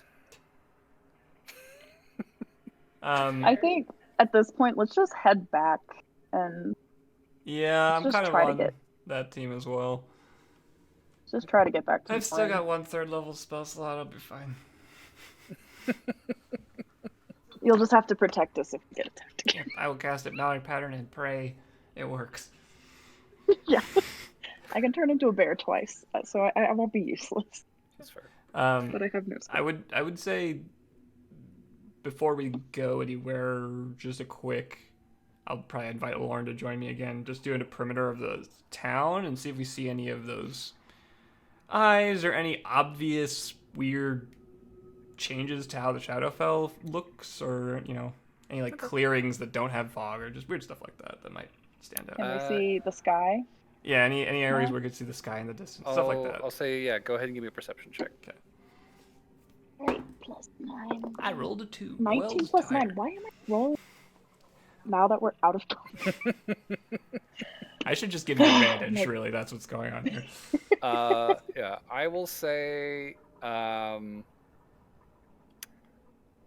looking around, the sky remains pretty consistently dark and overcast, even as the light grows as the day wears on. Two things will definitely jump out at you as you kind of expand your circle, looking around. Stepping kind of outside town into the fields, stepping onto the dirt, there is definitely a cloud of that gray dust that kind of kicks up under your boot as you hit earthier, loamy ground. And approaching the edge of town, getting within sight of the forests that sort of surround this settlement, that thick fog that sort of surrounded this village is no longer there. That's noteworthy. Okay. We'll go share some good news with Sidon. I think we did. Lauren, would you like to take a mouse sleep? What does that even... Not right now. I think I still have a little too much adrenaline, and I didn't understand about the second half of that, but I did read your lips for alcohol. What was the rest of it? That's all you need. Yeah. I said not right now, but I really want to do down about alcohol. Okay. Gotcha. You have plenty. And so, Lauren will take out a bottle, start drinking. Rinborn, Hickey, anybody want booze? I got booze. She'll just start. Yeah, no, we need a drink. They will definitely partake. And I'll be like, nobody minds if I smoke, right? She'll just light up instantly and be like, I feel so much better. There is one man, this elvish man in the village, pale, sunken face. My word, could it be? Do you want some, my guy? Come here, you can have this one all to yourself. Here, have a couple, and I'll give him like a few. Have you been to Feral? I have. We just came from... Just tears well up in his face. I have not been to Feral in over a century. I never thought I would smell it again. My God. Don't worry. Here's a little piece of Feral for you. He just puts it to his lips. I'm sorry. I don't want to waste it. Here. No, you're fine. You're fine. And she'll just take it back. And Feral, they had this plume of it. And I just put my face in that thing, and it was... The shrine remains. Mm-hmm. I can still imagine it. Beautiful. The best shrine I've ever been to. There's really no place like home. I cannot wait to go back. Be soon. Burberry's gonna walk behind a building and then 5 minutes later walk out again. I'd let Sidon know that we saw some good signs at the edge of the town. I would also tell Gideon, thank you for helping us with this. Oh yeah, Yes, I would thank be you with for Noelle attending before. the top while we were busy. Yes, I would be with Noelle, and then after we were done talking, Oh, okay. she would just be. You were cutting out so bad. She's with Noelle. She's gonna be with me for this part of this too. Yeah. Okay. But yeah, tell Gideon thanks for contributing, being willing to risk yourself like this. I must confess, I am very impressed you took care of it so quickly. I'm having a hard time believing it, but all signs looking good. No. It would seem that,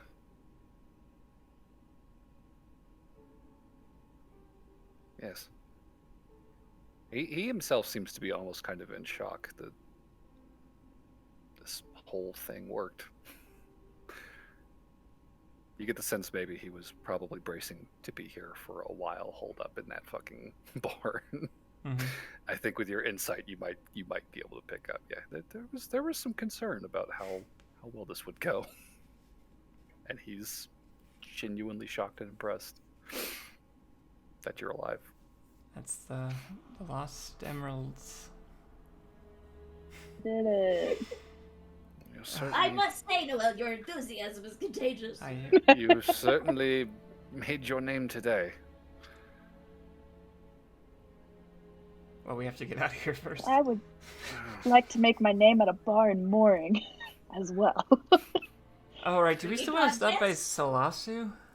Can we... Is that on our way back? Oh, yeah. There is a path according to your map. Right. We can follow that. Let's do that. Maybe we should let the mass of people head direct. If you want to hang behind. Well, it's pretty direct. I mean, it's just a small... It's like going northwest slightly, and then going northeast instead of going straight north through the mountains. How many days did it take us to get there? Two. Maybe we could set camp and on the path, and then the 6 of us could take a little detour and come back. Can we actually go straight north, or would that be too mountainous? It would definitely be a climb. That would probably be more difficult than just going around. Yeah, I think Solasu honestly is kind of convenient in its place. Fair enough. It looks like, at least. Yeah, if you guys want to gather the troops, gather the townsfolk, begin to pave your way. Everybody here, no stragglers. Yeah, get everybody who was willing to come. Yeah. I do think there is a decent chunk of the village who is far and away ready to follow you, having heard the good news. There's a decent minority who are incredulous to the point of refusing, just in case this is another elaborate trick. They are depressingly staying in their homes and watching as your large caravan begins to depart. Could we possibly leave behind a copy of the map? It's an option. In case they, figure out in 4 days that they are not crazy anymore and decide to change their minds. Just draw a copy and stick it to a post. Head out of town. We don't want it to get wet. Sure. Actually, you know what? I'm also going to leave my compass with them. Okay. Oh, that's so nice. Well, we're rich now. Burberry leans really close and goes, "Shh, don't tell anyone." Did you just switch? No, I did not. I have no... Yes, of course I did. I have been So? walking around for God knows how many hours. It's his turn, damn it! I don't blame you. All right. If I do I overhear that? As y'all are walking together, I'm sure. Burp. Yeah. Sweet. I will just like I'll just hand over. Oh, yes! The priest just chunk.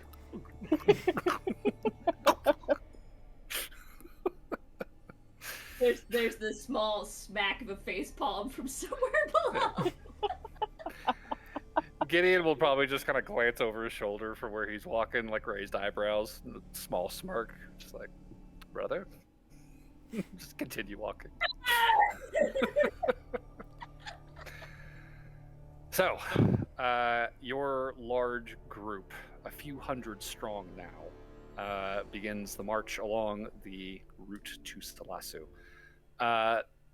Nearing the north side of town, you will see that there is a faint trail leading off the main road and into the forest, no longer shrouded in mist. And as you continue to walk, you do not encounter any such clouds of mist, although you do notice underfoot as you begin stepping into far less frequently trod ground, fresh earth. You do see those clouds of that gray dust kind of with each step kind of puffing up out of the ground from underneath. Can I message Gideon? Sure. I think Barry will message and say, I gather from your tone that you've seen.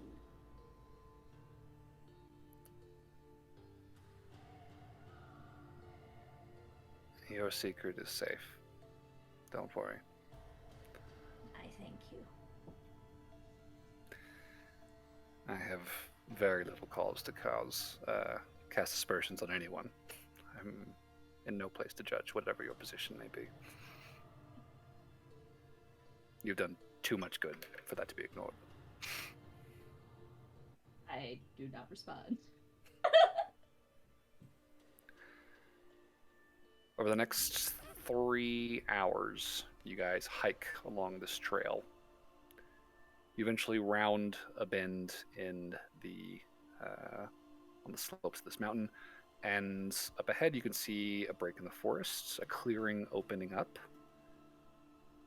You see tree stumps, old, weathered tree stumps, spreading far, far, far out. In the distance, you can see what looks like some kind of wooden fort. There's like a log wall that's been erected around a handful of buildings. And drawing close to it, you can see this place, roughly where Stalasu is marked on the map. Looks to be the beginnings of a settlement. A very, very old and long abandoned project. There's less than a dozen houses built here behind the wall. The largest of which seems to be some sort of keep or rudimentary bastion. This just a large, like 2-story stone-based, like cobblestone and like mud mortar, basically, with heavy wooden log walls. In front of which there is a very rudimentary crumbling well. No gibbet hanging from this one, just a well. Though the bucket posts have long since sort of like fallen over. One is like kind of cross beam across the well opening. The other is like dangling from a fucking rotting rope down below, and occasionally makes this clunk clunk sound as it like clatters against the stone wall of the well. This place is a ghost town. There's holes in the roofs, broken windows, and here and there, sort of protruding out of the earth, very, very old skeletal remains. Do any of the villagers that are with us react to this place in any specific interesting ways? I'll say the old elvish man probably will step forward. I haven't seen this place in nearly a century as well. Do you remember much about its origins? They were the first to come settle the interior, was what we heard. But when we found it like this. It doesn't seem to have changed much since then. We thought it best to keep moving, settle further inland. Is this before or after the creature that Selassie was settled?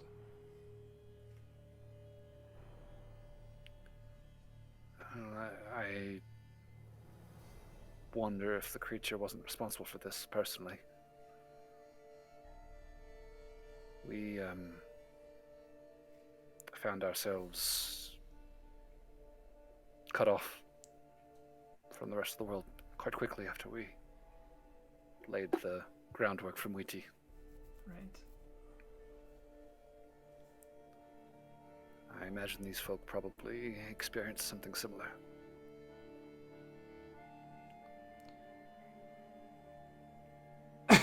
Well, take a quick look around, I guess, and just see if there's anything to see. Move on if there isn't. Same. I think poking your heads into some of the buildings, you will see sort of slumped in chairs across the tables a number of those withered humanoid creatures, still gray and slowly dissolving into the air. I'm glad we went here second. Same. That's a good call. And Aloran, I think you will probably glimpse on top of the keep with your passive perception. There does look to be a very large nest built in the sort of partially collapsed roof of that keep. But from ground level, you can't see what's inside it. I'll be right back. I'm going to go explore that. Oh, can I come? Yes, I'd like to come with. Alright, let's go. Okay. Climbing up there, or do you want to go inside the keep? Like, how do you want to handle it? I'd like to go inside like a normal person, because I can't turn into anything to climb walls. Honestly, the only other thing would be like, hey, Gideon, you want to give us a... But... If you want I don't know if he'd appreciate that. You know, maybe I will. I'll just like, hey, Gideon. Bye. Well, yeah, of course you can. Yes. Do you mind taking us up to the top of the keep? If it would be easier to leave me behind, that's fine. You can say no. I have legs.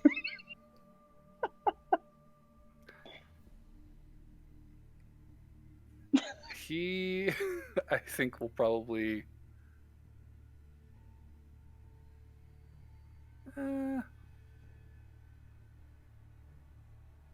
I'll say roll me a persuasion check. Can I help? Pretty please. Or do you need it? Pretty please. I need it. Okay. Noelle's gonna just sort of, while Gideon's thinking about it, I'm just gonna walk up and be like, Lauren, do you remember that time when we saved an entire island? That was really great. Gideon will just very slowly turn to look down at you. Shake his it. Come So along. I gotta, He'll, and I'll just be like, thank you. I'll give you just like a shoulder bump. he'll hands under the armpits and just lift up off the ground very quickly and suddenly. He just holds me like a fucking you. Yeah. And he'll very quickly alight onto the roof with you and set you down. In the nest, you see more remains. This time of two very large, draconic-looking creatures. Long, slender necks, large, or presumably large wings. They're currently like curled up against their sides. Both of their bodies gray and crumbling. I never saw this one before. Thank God I didn't. Thank goodness indeed. Encounters that could have been. Damn it. And yeah, beyond that, there's not much else up here. Is there any similarity to the wyvern we saw a long time ago? It's got a similar body structure, but the head is Obviously, it's a lot smaller. Snake-like. It's still pretty big. You know, this is about the size of a horse. Oh wow. These two creatures. But the head is more like serpent-like than like draconic. No idea what this contexture might have been, but like the neck is like very slender and like pretty continuous with the head. Like there's not really like a distinct break between head and neck. It just kind of ends in this face and like long, tooth-ridden snout. Because I have like a journal pen, so I'll do like a sketch as best as I can of. Okay, sure. Try to label things to make it more understandable. I think Gideon will see you taking notes and will very slowly pull out a notebook of his own and actually take a couple notes as well. Wait, does that mean he And drops a then I Lauren? think she'll take a drop. Do what? Does he drop a Lauren to do that, or? No, they're both standing on the Oh, roof. okay. They went to the roof. Got it. They're both standing on the roof. And then I'll take out the jars that, two jars that Gerald gave me, and I'm gonna scoop up some of that decaying stuff and to try to preserve it. Okay. If possible. And then I'll hand one to Gideon, and I'll Yeah. keep one to give Thank you. to. He will tuck that into his cloak. I feel like I from figured. now on we should just have every jar that Aloran has is just moonshine that she's already emptied. I make it, but it's gone before you guys even know I made it. We're gonna need more jars. So, anything else in Salasu? I think we're moving on. Yeah, I think maybe. Yeah, no. Just wanna get out of here. Okay. Take me back to Marty, please. Okay. Pretty please. So I think you guys gathering yourselves and departing Salasu hike for another probably 4 hours. You got a pretty early start today, and I mean, honestly, if you really wanted to push it, I don't know if these villagers should push it. it's up to you. I will say, as you pass Salasu and continue onwards over the next few hours, you will notice a very distinct change in the landscape around you. You will watch as almost imperceptibly the sky overhead begins to grow brighter, the trees begin to regain some color, the ground goes from this sort of dark and ashy grit to the soft, earthy loam of a pine forest that you would expect to see. And over the course of this leg of your journey, you find yourselves very definitively stepping out of that dark realm, crossing some threshold that still holds these hills back into the material plane. The If we villagers, ever I take think. a... Sorry. No, go for it. Go for it. I said if we ever do take... Have we taken a long rest yet? Not yet. Nope. Okay, never mind. We'll keep going. I would just say the villagers might be the first among you to notice this, besides Alorn and the Well. They've been surrounded by this darkness for so long, like to actually see green and earth again is mystifying. And they are, despite their weariness, quietly elated. I think there's a lot of quiet tearing up, some smiles and hugging. Like, it's weak, but it's joy. It's there. These people have been beaten down for so long, but to actually see this now is something none of them ever thought they would live to see. And I think there's a lot of folks that come up to you over the course of the walk and just quietly just whisper, thank you so much. Thank you for this. Of course. Would you like a squidsicle? What? I don't know if that's the first thing they should eat.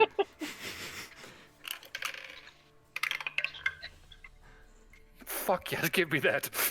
It just fucking devours it. Oh, it has flavor. It has flavor. Everyone, there's flavor. Here. He starts passing it around. I will offer up 5 of my squidsickles. They will gladly take your squidsickles and devour them. This is the most flavorful thing they've had to eat in fucking ever. I'm gonna have to buy more from that guy. They're gonna put that guy out of business. Nonsense! I'm putting him away in business. They're gonna eat him out of inventory. No regrets. I will say, towards the end of the day, as the sun is beginning to set, you guys are beginning to come down the mountains, and you can see through the trees, very distantly, the coast. And as the sky grows darker, the lights of the very distant port of mooring grow brighter and brighter. It's probably going to be another 4 hours walk to get down there, if you wanted to try. I am going to take the longest of... Don't wake me up tomorrow until like 4 o'clock in the afternoon. It is up to you if you want to push on tonight or wait for morning. I think if we were gonna do that, I'd ask the villagers. Be like, "Do you want to Yeah. keep going? Want to Let's rest?" poll the people that are more important here.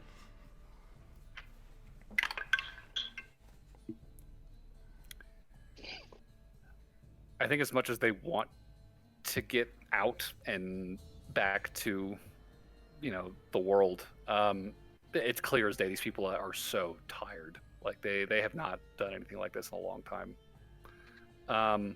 So yeah, if you guys want to camp out for the night, Sure. take a long rest. Come morning, you guys break camp, and Before we break camp, I'm gonna switch my spell to get speak with plants, and I'm gonna go talk to a tree for like however long it takes to figure out if the island. if the island is Free. free, gotcha.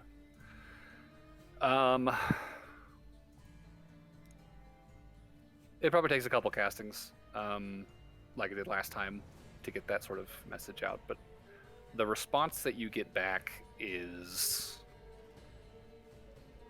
very positive. You hear that much of the island reports its ability to breathe again. The trees do not feel choked the way they did before. Some of them still find themselves, sort of split between both realms. But there's definitely a relief, like a palpable relief in the response that you get. Okay, I'll let that know. I'll tell that to Gideon and the commander. That They'll probably not long. Gideon will say, I would imagine then that your theory was likely correct. And that thing broke its hold on the island. You did good. You did damn good. Great. Okay. Let's get these people I'll home. check back in with them tomorrow. Make sure. Let's just get back. So, the next morning, the last day of the month, a couple hours before noon, you guys all roll into mooring.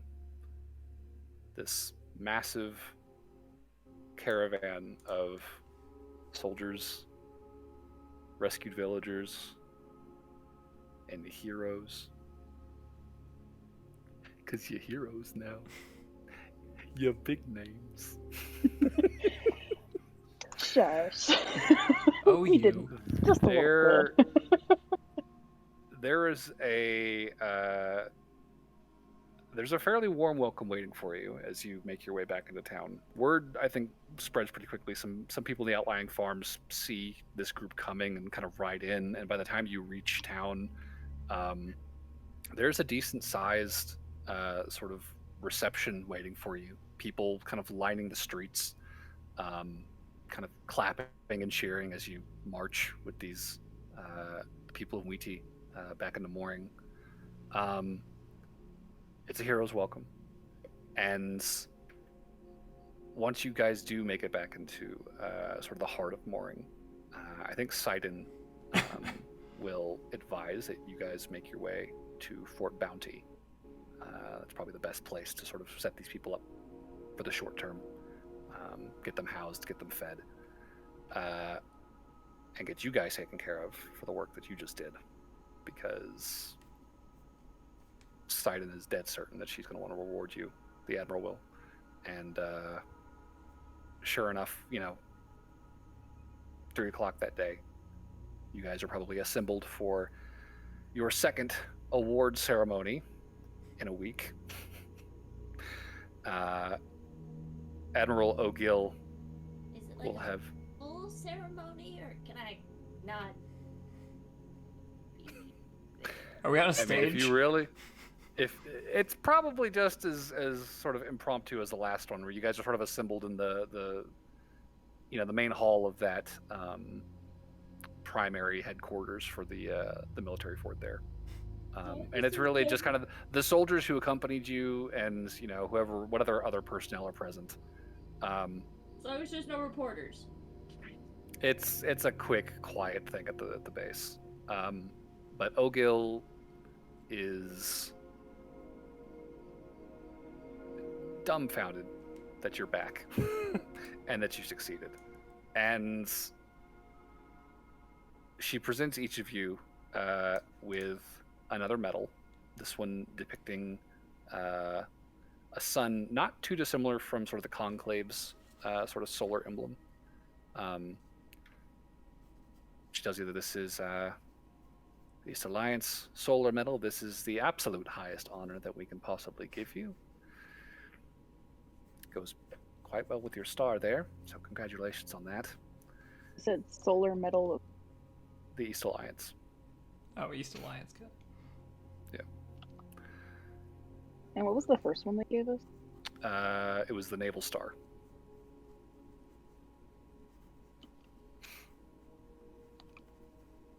Okay. In addition, while I do not have the funds on me, I believe it is only prudent that the Eastern Alliance recognize your efforts and reward you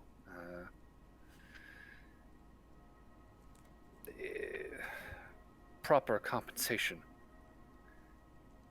We can sort out the details later, but I would like to offer each of you 2,000 gold pieces in thanks for the work you've just done for this island. Lauren's just gonna. That's very generous. Thank you. That could do some things for me. You've more than earned it. You've done something that no one in over 100 years has been able to do. Wait, did she say each or total? Each. Well, I know Burberry's buying. Sorry, I missed the amount. Did you put it in chat? 2,000. Each? Yes. Right? Jesus. Headkey and Brynbor were both just like, holy shit. Do they get 2,000 each too? They're there. Shit. That was gold, right? That is gold. Welcome to the 1%. Holy Hidkey and that- Brynbor. crap. Is that now Okay. like, do we need to say, like, to be given, or are we putting this in our notes? We'll sort out the details for payment, I think, before you leave Right. mooring, absolutely. As I do not have that money on me, but obviously you deserve compensation for what you've done. Out of character question. Yes. How much would it take to make a magic item that does specific stuff? Ish. That is the vaguest possible question you could ask. Okay. Okay. My goal is I want to get a pair of goggles made that will help me not have disadvantage during the day. That Wouldn't that just be could sunglasses? potentially...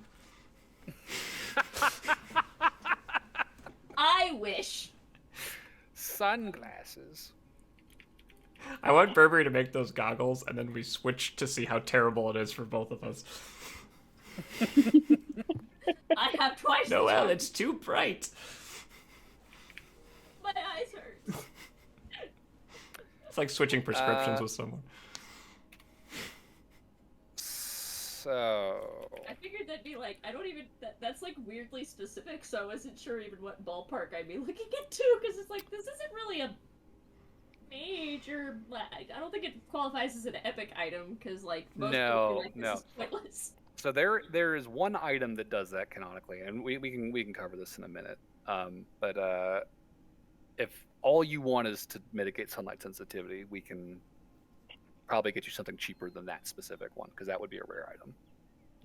Well, because if it's in the ballpark of like a couple of thousands, I might just ask if they could make that instead. Because that would save them money. I will have to see what the cost is for that, for sure. And I will get back to you. Yeah. But yeah, so each of you will be promised 2,000 gold pieces from the Eastern Alliance, to be paid as soon as these funds are approved, which could take a few days.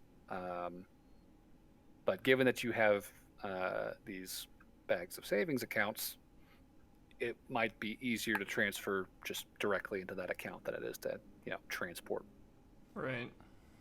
15,000 gold pieces to mooring to pay you in person. Right.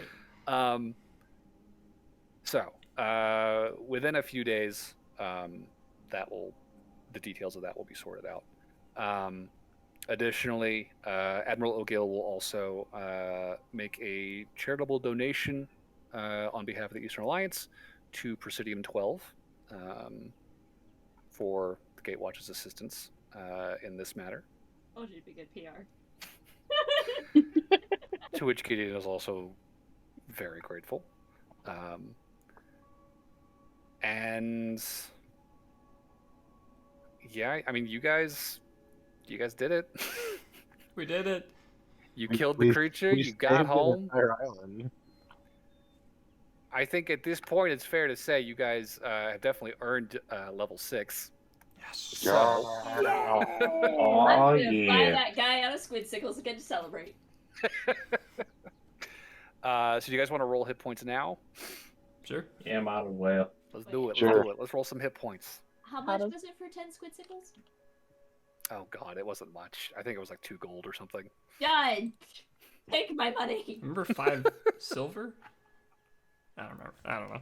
I'm gonna roll I hit don't points. remember either. How do you know what hit point? Is that on So features and traits? it's the class you're taking. Yeah. So are you doing another level of druid? Yeah. So it's gonna be a D8. Come on, let's end on a good note. 4. Give me. Yeah, right. That's what I'm saying. That's not bad. Yeah. 5 extra hit points for Noelle. Hey, I got 6. hey, that's good. I roll a d12 plus What? Constitution. What's your constitution? I got a 13. 9 plus 4. 9 plus 4. Damn. I got 15. Nice. Thanks. So, what is everyone's totals now? Lauren. 48. Barnaby. Well, I'm also taking an ASI because I'm a fighter now, so I'll get an extra. Yeah, you I haven't do. decided where I want to spend it yet, but at the baseline, I'm at 73. 73. Oof. If I don't bump it up anymore. Burberry. 45. 45. John. 86. Noel. 42.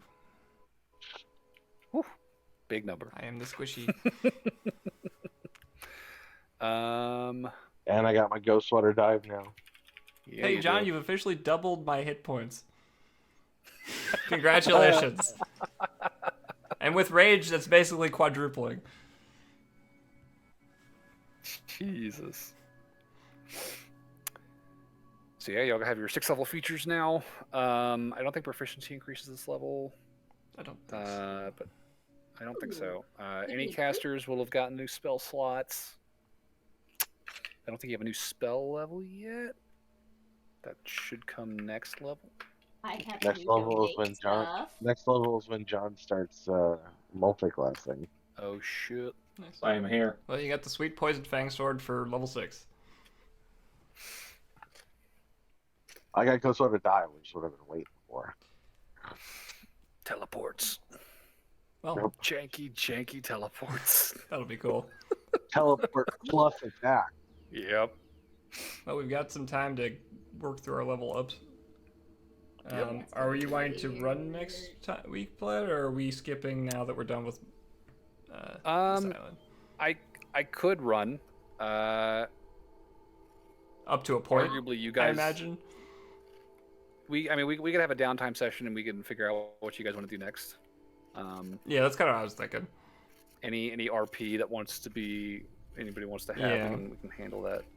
Be like a wrap up of this. Yeah. Wrap up on mooring. So yeah, I can totally run next week. Okay. No issues. Cool. Well, I think I'm going to call tonight. I got some pups calling. We're Oh, gonna wait, vote. don't we got to do the points? Oh shit, yeah, that's right. I nominate Burberry. Burberry. Yeah. I agree. Burberry. Yep. Thanks, guys. Beacon of Yeah. Hope was clutch. That was fun. Oh, yeah. It was. Holy shit. We would have been a I lot felt worse situation terrible. than Beacon of Hope. There were so many wisdom saves. Mm-hmm. I felt terrible just being invisible and not really helping anybody. But I was like, I think we just have to like put massive amount of damage on Yeah, I think middle. you had the right idea though. I mean, it was just like we got to take out this core. I mean, and you had guaranteed damage done every round Right. because of it. So Yeah. I think next session is the perfect chance for us to wait and get all of our extra equipment we've been waiting for to be made.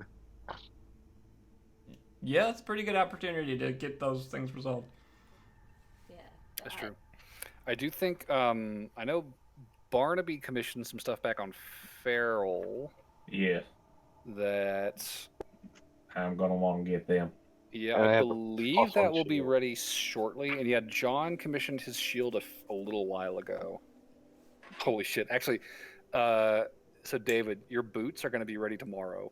Or not tomorrow, Oh, in 2 days. Answer that. Nice. So the 2nd of the next month.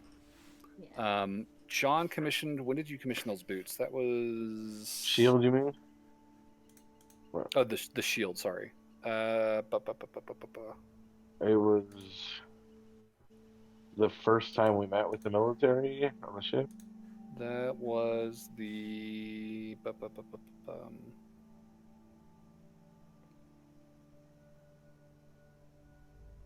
Oh, okay, there it is. So that was on the 52nd. Okay, so your shield will be ready on the 13th of next month. Oh, friendship points. So we're basically taking like a week off. Yeah, so support everyone got a point with everyone. Y'all put in so much work in that fight, saving a lot of ass. I will say, I do think we'll probably not be keeping up with the support system in the next campaign or next adventure here. Oh my. Sure. Now that we're only 2 points away from getting bonused. Now that we're actually using them, I mean, we tried. It didn't really come up in the boss battle, even. It didn't. Y'all didn't even need them. If it was ever going to come up, that would be the time. Yeah, I like the idea of it, but I also think like one, it's a lot of tracking, and I'm constantly like, oh, I've got the wrong number to you guys. Da, da, da. So it's like, I don't know what y'all are supposed to have anymore. And two, we don't even remember it 90% of the time. So it's like, we could turn this into the inspiration thing Pete was using. So. Yeah. Although we only gave it 50 sessions, we could try another 50 and just see if it, gets better. That's a fair point, actually. Maybe by session 100, we'll be really using them. Really on top of the support bonuses. At the very least, we can definitely say you guys are definitely getting closer as a group. So that's nice. That's good to see. If these numbers are anything to go by.